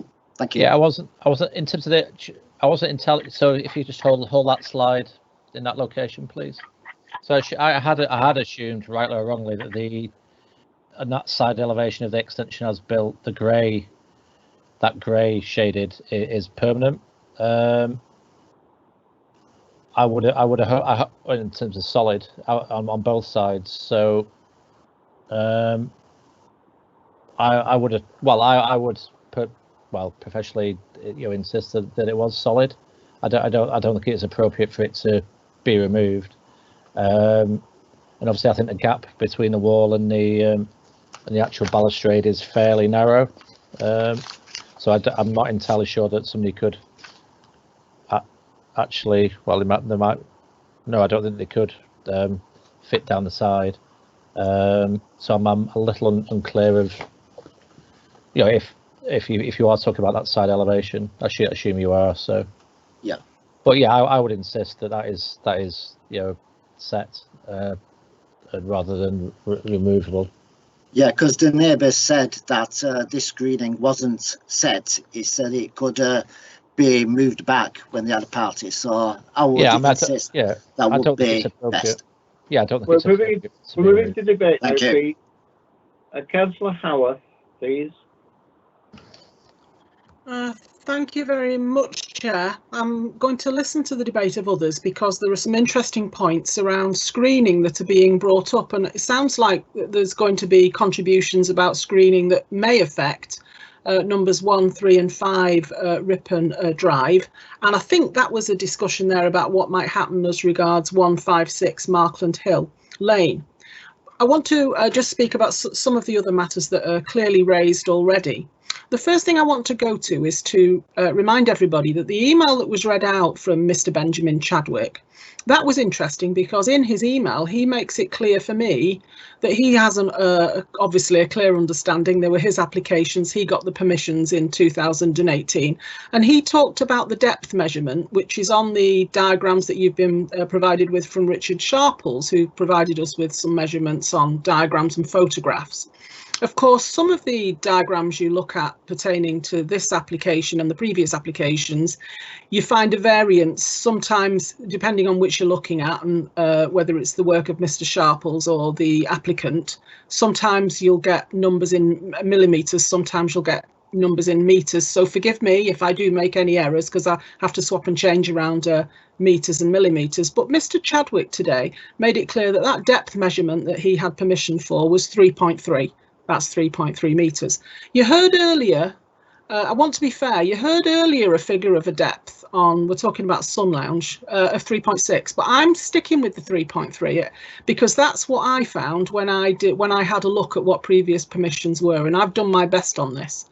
Now, there's one measurement where I had a look at this application. This is retrospective, that can go to the heart of the consideration, but I'm considering a retrospective application as if it were just an application. I'm being fair and saying to myself, what do I actually think on the material matters? I'm purposefully doing that, not interested in being any sort of judge or police or, you know, using the planning system to kind of wave a stick at people, not interested in that. But, you know, just that first measurement, that J measurement, if I can call it that, that's above 20%, that's 21% of an increase. So that draws me to the whole business of these measurements and the material matters. Now, Mr. Sharples has given a view, of course, on height, and he's saying previous permissions was a metre, and he's saying, please look at the permission now on height, which is 1.6 metres. And he gave a verbal view, of course, to say he doesn't think that that is something that's a sort of small additional change. He's drawing us to the argument, to the planning argument, the material argument, that this is notable, substantial change. And I think that's got a fair bit of merit just on those two measurements. Councillor Hayes, of course, drew us to look at something I've not considered as much, I must admit, which is width. I think we should think about the testimony of Mr. Sharples because he asks us, draws us to thinking about, it was well explained, if you are the individual standing on that raised platform, talked a lot about the height, absolutely, I can see why, but he asked us to think, being on that platform, look at what you have, what you can see, look at the you know, I'm getting to privacy really, that is the material matter that I'm persuaded on at the present time. He was getting us to think, have a look spatially across, so that would be looking out to 135 Ripon Drive, that would be looking at 156 Markland Hill Lane, and that's important to do. I agree with that, to think what is happening there.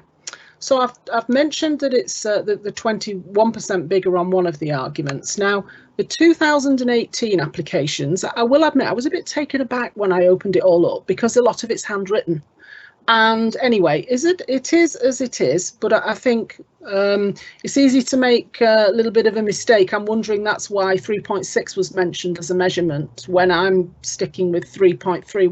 When it's all handwritten, it's a bit harder to get your head round. So that's all the elevations documents. Page 60 of the report today, what I call dot 4, that's a sticking point where it asks us to consider the homes and gardens around Ripon Drive, and there's a case made that members might want to think about infringement of privacy. I've put, is there a case to answer on the material matter of infringement of privacy? And actually, so far today, I'm persuaded that there is a case. I am persuaded that that needs to be looked at. I have a concern about the infringement of privacy, absolutely. Then it does give us some detail, though. It says members will want to consider the business of main windows, because when you look at policy, it's main windows, is it not, that we have to consider in terms of measurements and interfaces and distances. And I think there's a quote in the papers that we've got that says that, well, it's satisfactory on main windows. But of course, what we've heard is the testimony about bedroom. And this again, this is the privacy matter. And I'm concentrating mainly on 1, 3 and 5 Ripon Drive. And they are bedroom windows, but they are considerably important. This is something I've heard about planning before, where you have to consider what the utility of rooms are that we're talking about. It's also worth noting, just on the visual view, what we've been given on the visual view presentation today, the PowerPoint, I think we call it, don't we? When you just look at that picture, you can see you can see on 2 pictures. It's notable that there's not a huge amount of difference between though the back area of those Ripon Drive properties and these properties on Markland Hill Lane. And then you can look at the side-on view, of course, we've had, where you see a garage to the left, and then you see the 2 to 3 key properties on Ripon Drive. You see the whole back of it there. So we're told there's a case being made that the SPD policy says extensions can project to the 3 metres. Now this is 4 metres, so that is something to consider anyway. That's a policy issue to consider anyway today. Forgive me if I've not interpreted that correctly, but I've tried to do my best looking at the material matters. So I asked myself that one key measurement that matters, because the J measurement, the depth measurement, is about how far you're then going to stand on that balcony, what you're going to be able to see. And it's certainly one of the defining factors for me on the material matter that stands out for me, which is infringement of privacy, particularly to Ripon Drive. So I thought, well, OK, if we're allowing a variance on policy, then how far do you take a variance? So this is a 21% above the permission of 2018. So if my colleagues were minded to be persuaded that, well, sometimes you vary policy, well, how further would you go? And I asked myself, what would colleagues have thought if it was even bigger, if that J distance was even bigger? Asking the questions can often get us to think about, well, where would the line be drawn? So I'm persuaded that privacy is encroached on the measurements. And the other standout issue is, of course, that this is on top of homes that have distances that are not on the same levels. So I'm persuaded by that argument also that this not only does this the height that we've heard about, we're talking about the height of when you stand on the sun lounge area, but it's not just that, is it? It's that Ripon Drive, we've got the description that Ripon Drive is lower anyway. So you're talking about a distance, and of course Councillor Wilkinson has drawn us to the fact that trees have been removed and so on, which makes that overlook or the privacy more problematic. And I think that it's clear that people there feel like this is an encroachment, and it feels like a degree of privacy invasion that's occurred. So with all of that, I'm going to listen to whether there are going to be any arguments put forward where this can somehow be mitigated, because members have started to talk about mitigation. Thanks very much, Chair. Thank you, Councillor Howard. Councillor Newell, please.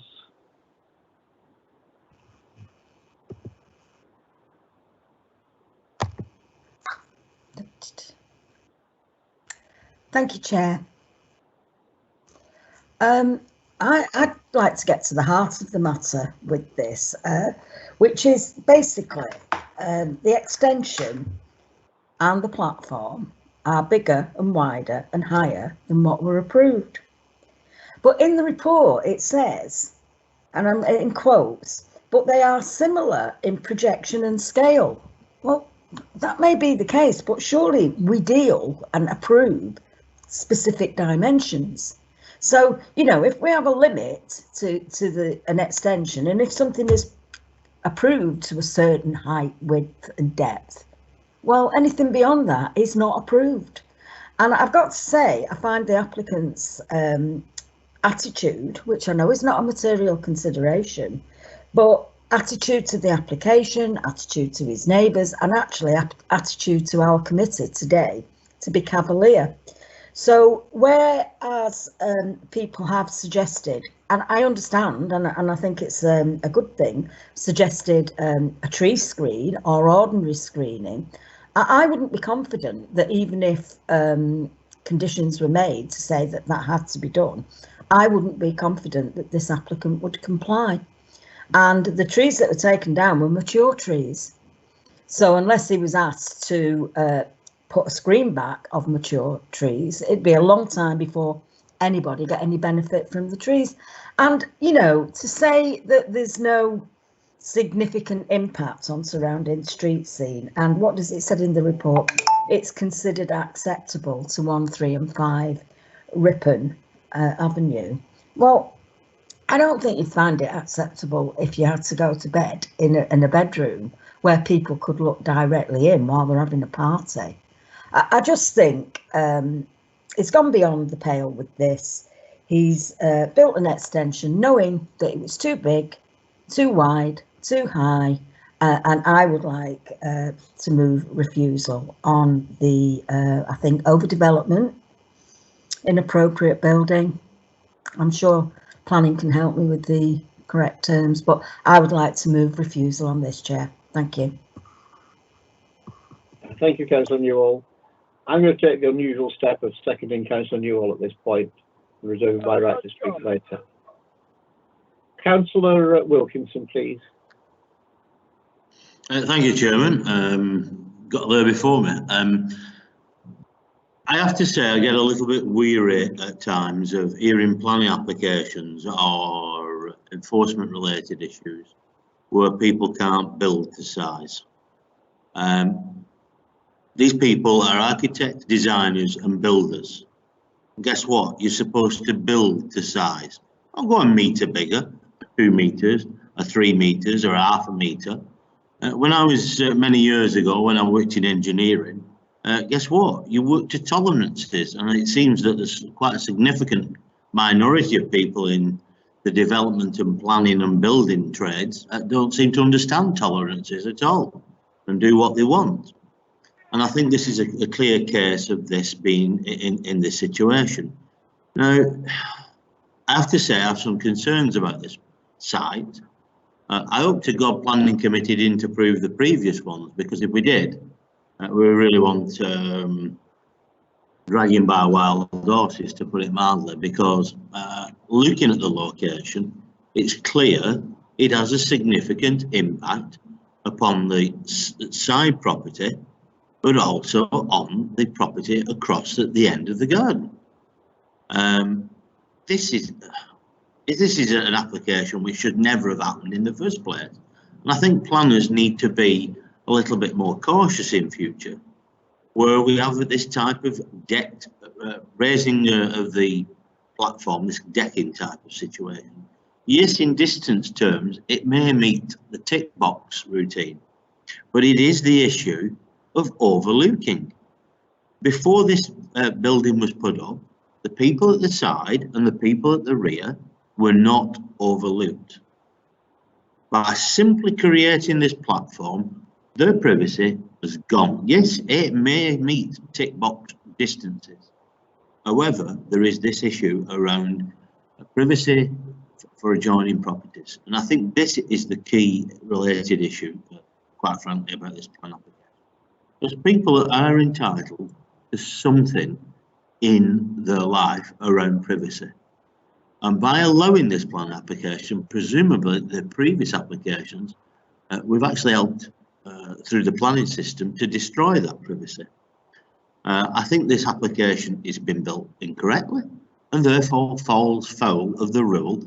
It's not right, it's not built right, and it's in the wrong place, and therefore should go. Simple as that. Be refigured to meet the planning permission it has got. I just find it unacceptable.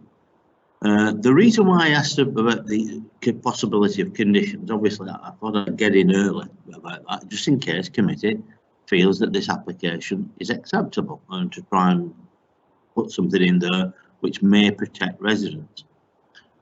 What we talked about earlier protects the residents of Ripon Road.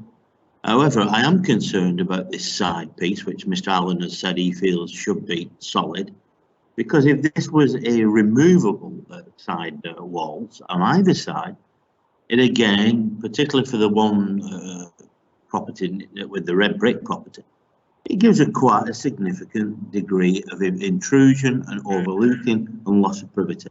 So I'm quite happy to move refusal, but if by any chance committee, go along with refusal, but if committee is minded to approve, I would like conditions about screening to Ripon Drive, and also the adjacent property, and the point that Mr. Allen said that should be a solid wall.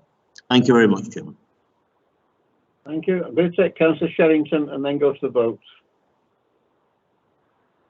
Councillor Sherrington, please.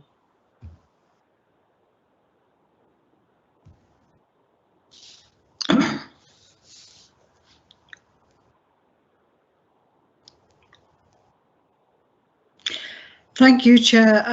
Yet again, we've got something that has not been built the way it was supposed to be as part of the planning that was approved. I do have real concern with this, and obviously it's all down to building inspectors, building people who come in who are now all private, whereas one time it all used to be done by the local authority, and we could more or less guarantee that whatever had been put forward by the planning committee would get built. But that isn't the case now, because everything is now privatised, and they can just go and get somebody and get them to approve it, and so it happens. But in this particular case, I'm wondering if they ever had anybody who inspected the foundations or anything like that in the first place. So it just absolutely amazes me that somebody can think that something like this could have any relationship to what they'd actually been given permission for in the first place.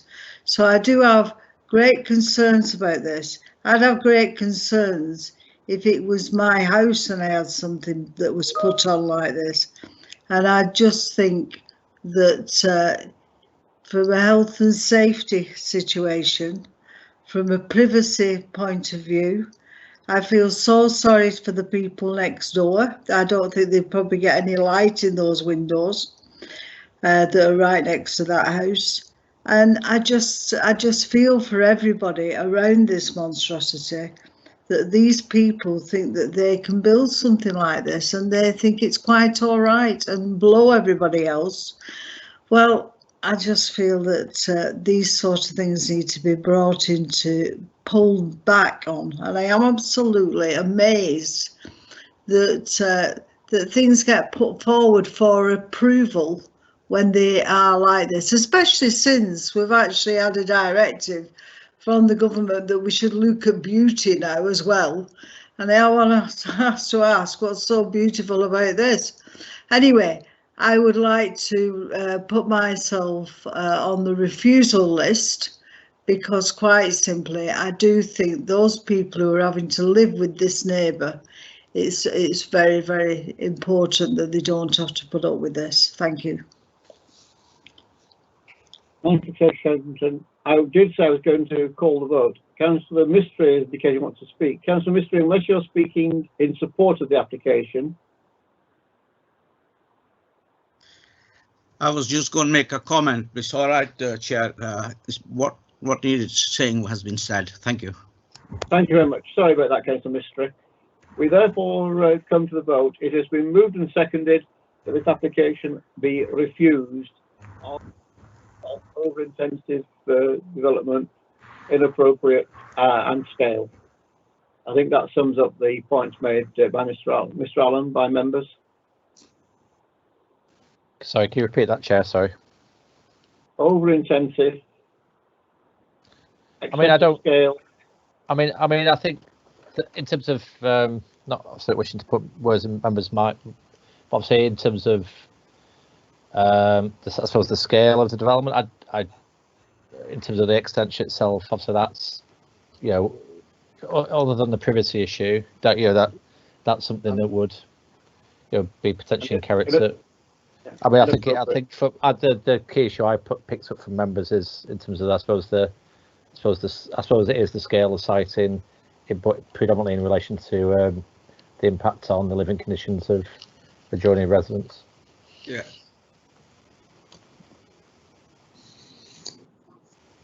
Thank you very much. Can we take the vote, please, on that basis? Yes, Chair, we'll move to the vote. All those we're voting for refusal. Councillor Ayoub. For.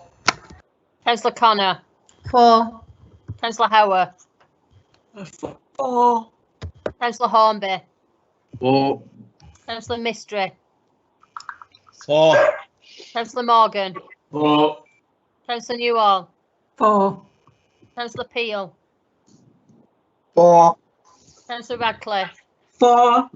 Councillor Sanders. For. Councillor Sherrington. For. Councillor Walsh. For. Councillor Waters. For. Councillor Wilkinson. For. Councillor Wright. For. That's been refused, Chair. Thank you. We come then to the safe journey, Councillor Hayes.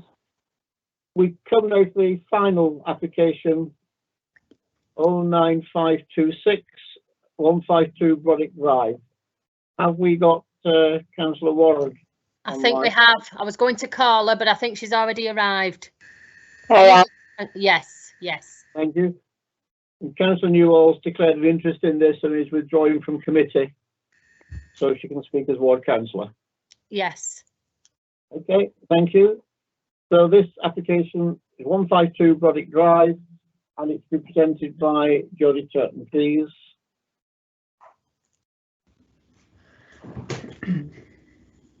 Thank you, Chair. The application proposes the change of use of this detached two-storey property from a residential dwelling to a residential care home for the care of 2 children. The children will live at the property as their home, and there will be 2 carers there at any one time. During the daytime, a 3rd member of staff will be there in a management capacity. Given the number of children and adults to reside at the property, this is not considered to have any greater impact than a standard residential dwelling use, and is therefore considered to comply with policy. The application is before members for decision at the request of Councillors Newall and Warren. 13 letters of objection have been received. The issues raised are summarised in the representation section of the report. Members' attention is brought to the recommended conditions. Condition 5 has been deleted as this limited the permission to one particular company, and this is contrary to the National Planning Guidance. Condition 4 does, however, restrict the use of the building to a care home for no more than 2 children and no other use within the C2 use class. The proposal is considered to comply with policy and therefore has an officer recommendation of approval. Thank you, Chair. Thank you. Mr. Turton, the first speaker, therefore, is Councillor Warren, who has 5 minutes, please, to address the meeting.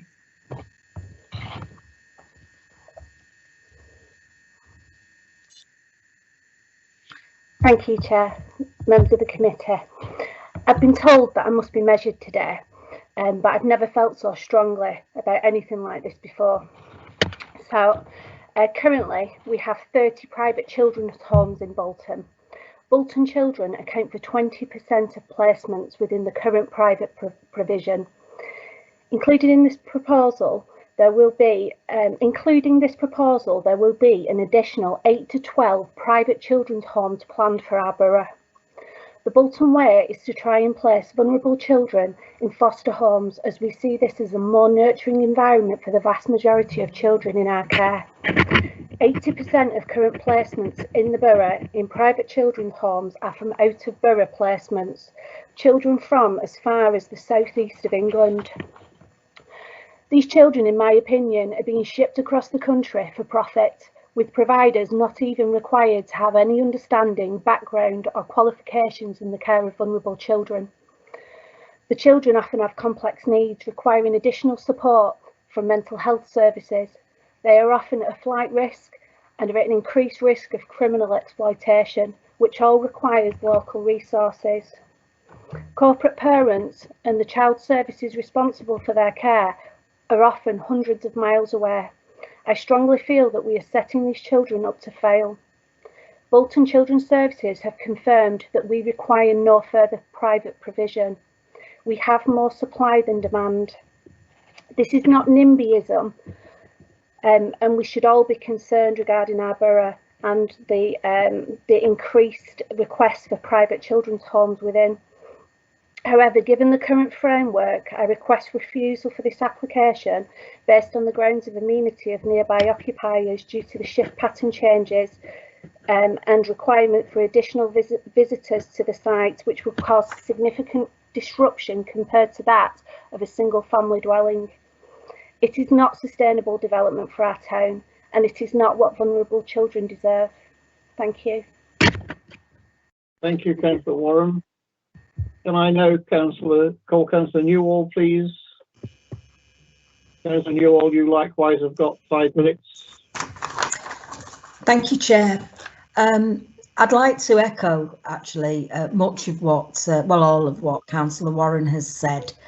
So if I do repeat some of what she said, my apologies. I have concerns with 2 hats on today. One as a ward councillor for this application in my ward, and because of concerns brought to me by residents. But I want to emphasise to colleagues today that it really is not NIMBYism. I wouldn't bring a NIMBYist objection to committee, and it really isn't that. It goes much, much deeper than that. I'm not saying that there haven't been residents who may have had that approach, but that isn't why Councillor Warren and Adele and myself are speaking today. The other concern I have is a concern as a corporate parent. Our ethos in Bolton is that children are looked after in a family surrounding, even if it's a foster family. That's our ethos, that we nurture our children to be looked after in this way. And this house certainly is not that. I can only quote inappropriate use as a reason for refusal. I've read this report 3 or 4 times and there's nothing there I can, to use the term, hang my hat on, other than it is an appropriate use. We don't know where these children will be coming from. We don't know what issues and vulnerabilities they'll be bringing with them. But once they cross the border and they're living in Bolton, they're ours, they're our kids. And I do believe that we're setting ourselves up, and like Councillor Warren said, we're setting the children up, but we're setting our services up to pick up the pieces of any consequences of this dwelling being approved. And it says in the report, planning notes the concerns of children's services. Surely we must do more than note concerns. The issue is that because there's nothing in planning, in the planning framework to refuse this, well, it becomes acceptable, and it isn't. We're all corporate parents, not just as elected members. As we know, every one of us is a corporate parent, so everybody has a responsibility in this. We cannot mitigate our responsibilities because it fits in with planning policy. We shouldn't do that. Now, I welcome future policy and any supplementary assessment that might come.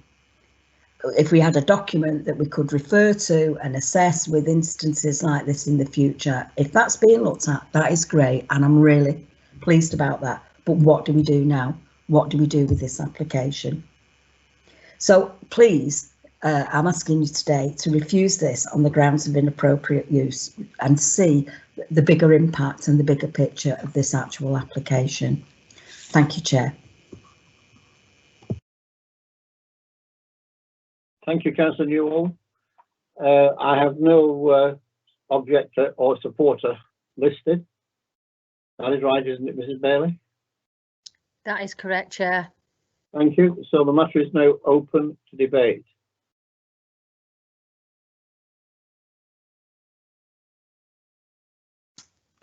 Councillor Peel, please. Thank you, Chair.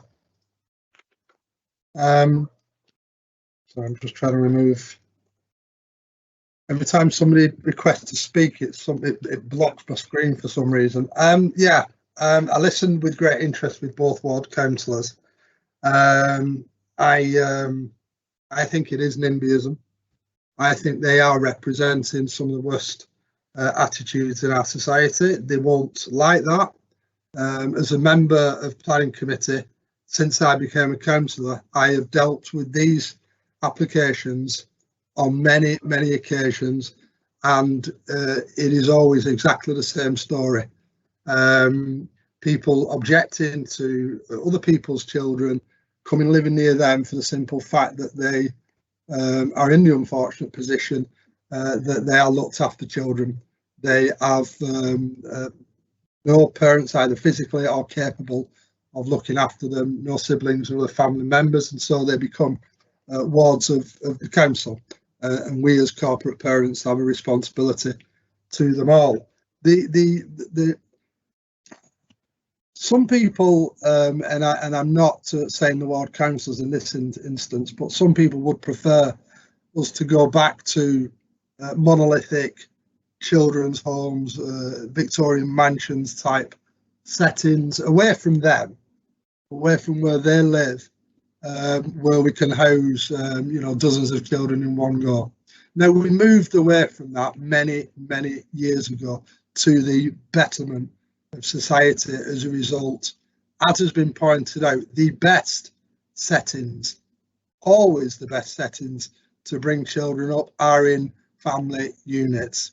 This is a ordinary family house. It seeks to accommodate 2 children with 3 members of staff during the day, 2 in the evening, which is either average or more than quite a lot of families actually have in terms of care for children. Children who could be have exactly the same life chances or social situation as their immediate neighbours on Broddick Drive, or children who could have emotional difficulties, or children who could have physical difficulties. It doesn't matter, the children. And any street and any estate in any part of Bolton or the world will have, or Bolton or the country will have children with different needs and differing parental standards for their upbringing. The only difference I can see with this is that children may be coming from out of borough. What on earth does that matter? Why does that make any difference to the needs of looked after children? Once a child is residing in this town, we, all of us here, are corporate parents, and all of us have a responsibility to those children to give them the very best opportunity in life. In my previous address, so people are aware, there was a small family unit across the way from me.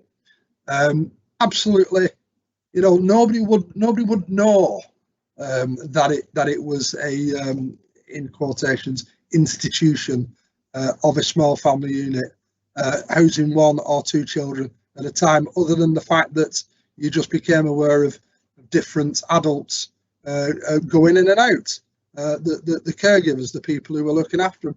No issues. I mean, the only issues I've ever had with neighbours, and the only issues I've ever had with constituents casework, are children who are not looked after, children from what we might deem ordinary families who are causing havoc in the neighbourhoods, because it makes not a scrap, not an iota of difference,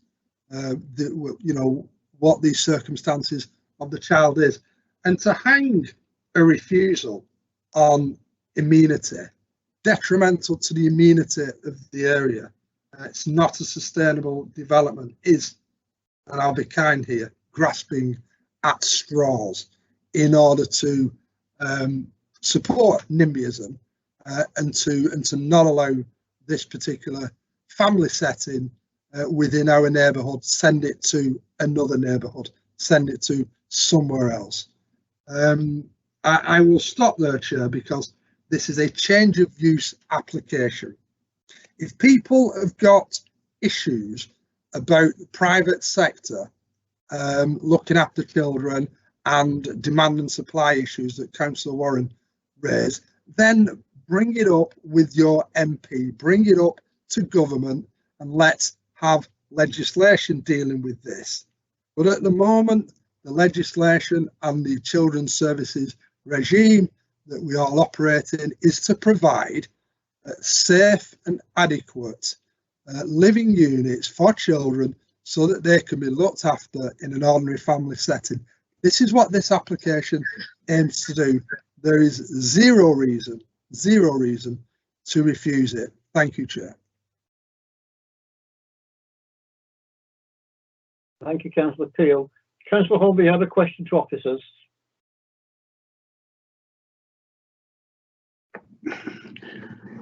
Yes, thank you, Chair. It was concerns that there had been raised in reference to have the applicants got similar applications in other parts of the borough, and not on a similar application, but are they doing this kind of work in other parts of the borough as well? Thank you.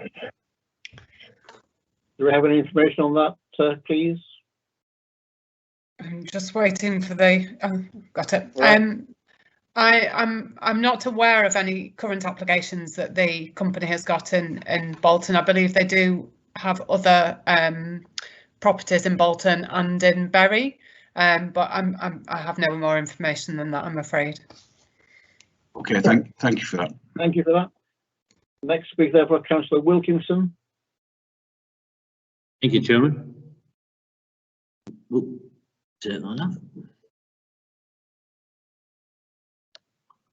Yeah, thank you very much, Chairman.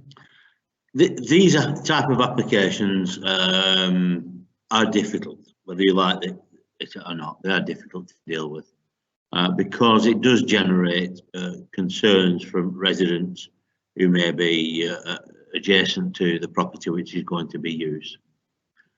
It does cause a certain degree of uncertainty, and where there's uncertainty, fear can quite easily follow behind. I've dealt with quite a number of these over the years. We had one which was very, very controversial in Tumore, part of the town, some years ago. We had an area forum meeting scheduled for a couple of days later, and sadly, because of certain comments, we actually have a police officer sat in the area forum meeting. Quite ironic, one of the main campaigners against the children's facility was an ex-police officer, but that's by the by. I think when you have this type of property, you find in the main that there are limited problems. I have to say this. I have one at the moment in my area where we do have some problems, and that is in relation to some antisocial behaviour.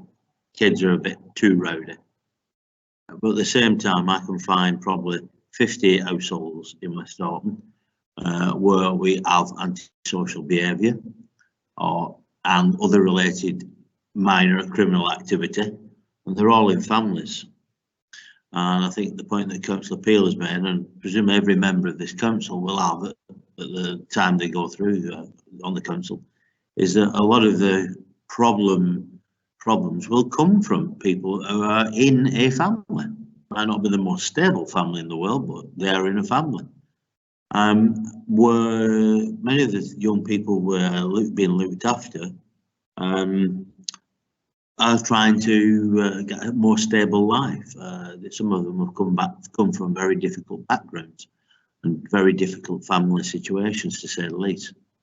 So I can understand residents' concerns, but my experience is that in the main, these facilities do work and the problems are limited. I think it's difficult to explain that to people because the fear factor does creep in, but I think it can work. Going back on previous plan applications, some members will recall the living this kind of situation where Burton Shaw wanted to place young children with disabilities in family accommodation units on the north side of Bolton, We had significant objections even to those. And far as I'm aware, none of them have ever raised any of the problems which were suggested by residents who object. So I think we have to take these young people and look after them the best we can. I understand the point that members are making, though, about people coming in as a commercial activity with children. It would be useful if there was greater consideration and cooperation with our children's services. Thank you very much, Chairman. Thank you, Councillor Wilkinson. Councillor Morgan, please. Thank you, Chair. I'll wait for the thing. Sorry, the camera's gone anyway, Chair, so I'll leave it. I have to take some exception with what Councillor Peel said. I mean, nobody said that we should be not looking after these children. What Adele said and what Councillor Newell said is we should be looking after them in an appropriate setting. And it's fundamentally wrong, because children that are placed outside a borough into Bolton remain the corporate responsibility of the placing council. And if that council is 250 miles south of here and they visit that child once a year, then is that appropriate advocacy? I would suggest not, but that's just the point for Councillor Peel. Councillor Adele Warren was right. We only use 20% of the places that are currently available within Bolton.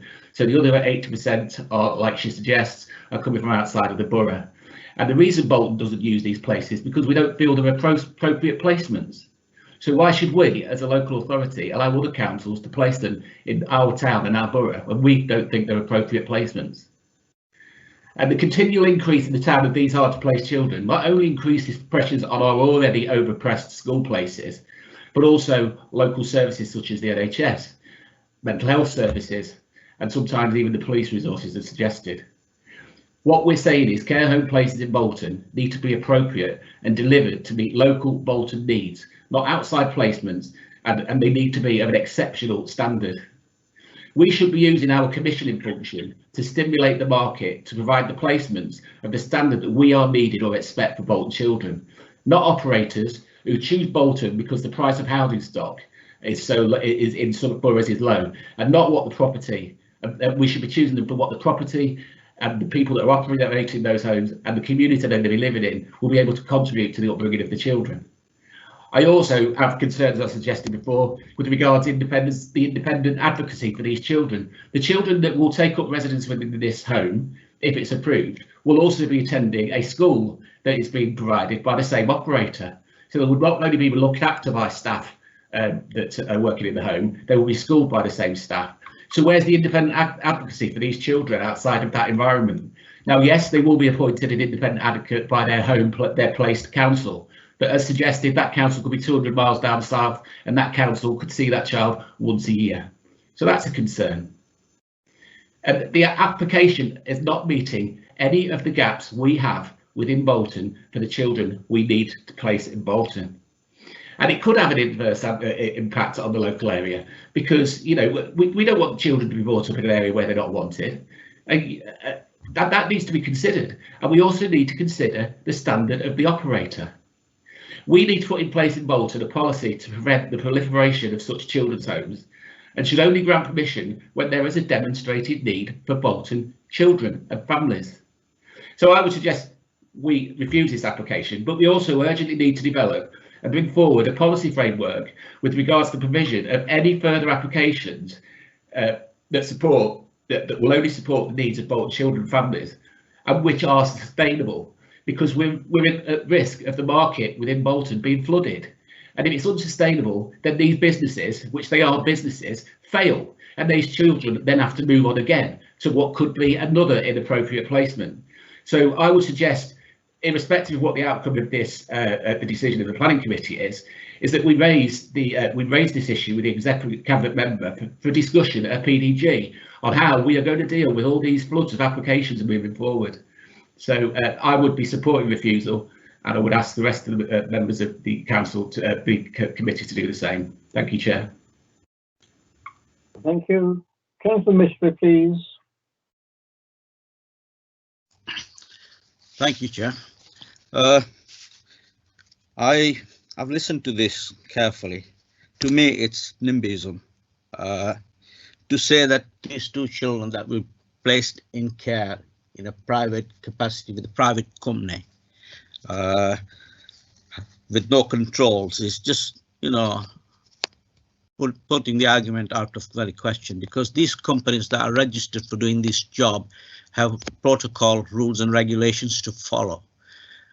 If they see this as an opportunity to come into Bolton and provide a service, then I see no reason why we shouldn't allow this type of development in Bolton. We, you know, from my experience and over the years, we do send kids out to this authority at expense to the authority as looked after children. So if some of these services were developed here, then I think there's opportunity for us to use these services, maybe in the private sector. To think that these two kids are going to cause hassle and aggravation in this particular street is totally wrong. I don't want to touch any more on that, because I think Councillor Wilkinson and Nick Peel have both actually briefly and, you know, eloquently said what it all means, you know, and as such I intend to move approval, Nick Peel's approval. Secondly, please. Thanks. Thank you, Councillor Mistry. Councillor Sherrington, please.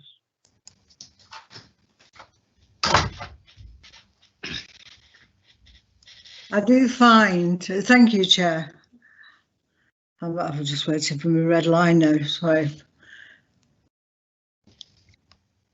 Thank you, Chair. I do find that it coming to planning is not really the appropriate place for it to come. However, I do realise that that's where it has to come at the moment, but I do think this is something that needs to be looked at, because quite simply, you know, it's just a house that's going to have 2 children living in it, and it's going to have the support from some adults, which is no different than any other house. In fact, usually the majority of houses probably have more in them and less adults looking after them. So, you know, so I don't think there is anything regarding the property.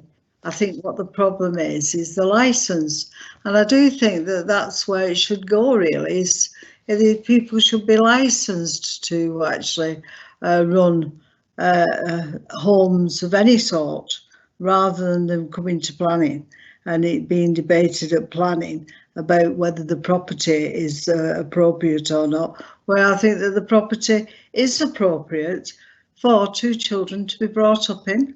I think it's ideal because you're quite close to a good outside space there, sports and so on.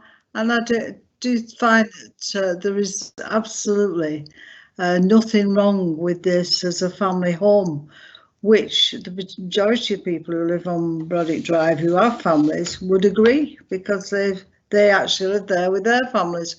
And so I do think that we're jumping the gun a bit here to say that all of a sudden there's going to be more antisocial behaviour. Well, I'm sorry, I do think that 2 children in a house can't cause any more antisocial behaviour than 2 children in a house that doesn't have as many adults looking after them.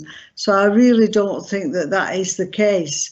I do think that these children deserve the best, because the majority of them are in care because of a reason.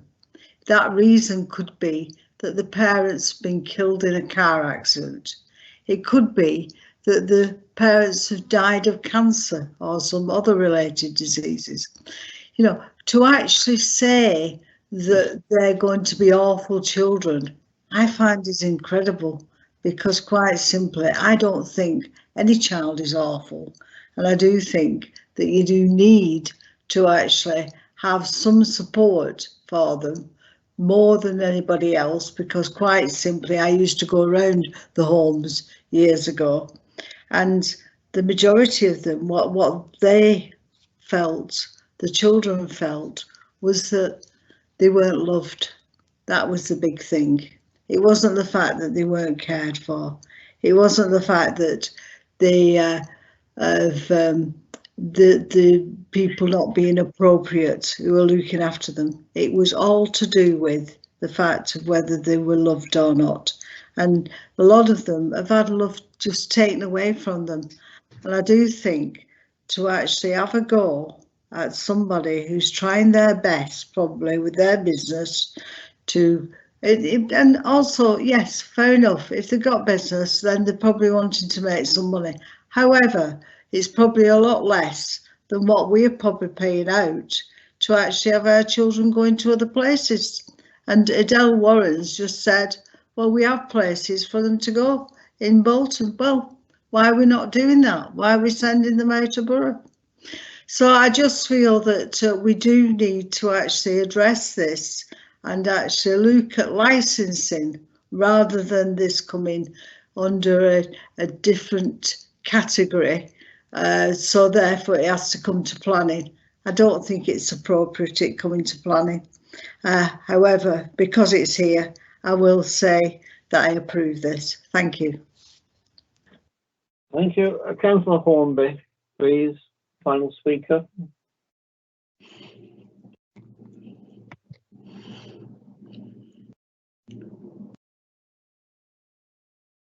Thank you, Chairman. I've always said, and more often than not, agree with the comments of the ward councillors, and Councillor Warren and Councillor Newall, I think, know the area very, very well. I'm very disappointed that the applicant themselves, because of the concerns that quite a number of people have not turned up today at committee to answer any questions that we have on this application. I would normally agree with the likes of Councillor Peel, who I respect very much so, but the suggestion of NIMBYism I totally disagree with on this particular application. And it's not so much the application, it's so much the applicant, because I did ask a question of officers earlier on with regard to this application, and I was taught one thing very many years ago: try not to ask a question unless you already know the answer. And this particular firm that have put the application in have not got a very good record, and just on the boundary of an application has been withdrawn because of the amount of objections to that and concerns that people have. I think Councillor Morgan is correct with this application. We need to look at this further with regard to how we do look after our children with regards to the future. But so on this occasion, I will support refusal of this application. Thank you, Chair. Thank you, Councillor Hornby. The proposition is that it should be approved, moved by Councillor Peel. We therefore have a straight vote of for or against approval. And I remind members this is on planning grounds that we are considering this application. Can we take the vote, please, Mrs. Bailey? Yes, Chair. So we're voting for approval of the application. Councillor Ayoub.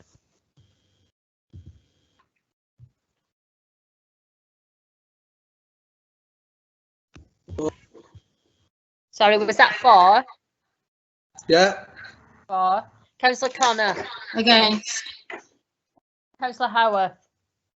For. Councillor Hornby. Against. Councillor Mistry. For. Councillor Morgan. Against. Councillor Peel.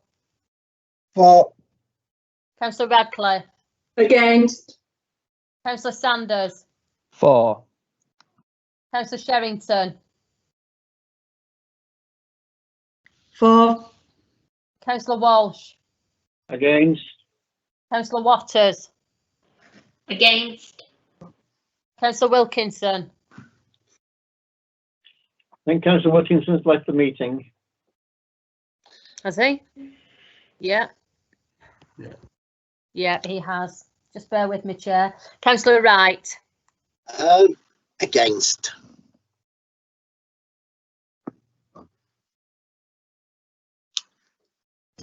Right, Chair, that's refused by 7 votes to 6. Thank you very much. Can you just bear with me while I invite Councillor Newell back into the meeting, please? Yeah, Mr. Allen wants to comment. Sorry, I mean, in terms of process, I don't know if because obviously members have voted for for whether approval's appropriate. So that's been voted down. But is I mean, some guarantees. I think it's required in terms of. It's based on, in part, on paragraph 38, environmental health officers' concerns about noise and impact on the immediate environs, neighbours. And inappropriate use, Chair, of the building. Right. Okay. I'm just obviously in terms of potential reasons for refusal. In terms of the sustainability, in terms of visitors to the site, travelling from further afield as well. I don't know if. I mean, I think, being honest, I think it would be difficult for officers to substantiate any in terms of noise impacts or inappropriate use. I would find it very difficult for officers to substantiate reasons for refusal. Chair, if I may, we did mention sustainability, Alex, as a concern as well. Okay, that's thank you. I mean, Thank you. Okay, thank you very much. We move on then to the next item, which is the Land off Brantwood Drive Tree Preservation Order 2021. I think, Mr. Allen, you're speaking to this. Yes, I mean it's the council have had one objection to the making of a TPO. The council's tree and woodland officer or manager has considers that the group of trees are of a high amenity value near locality and highly visible in the public realm. It's considered to be expedient in the public interest due to the potential sale and future development of the site that the order is made.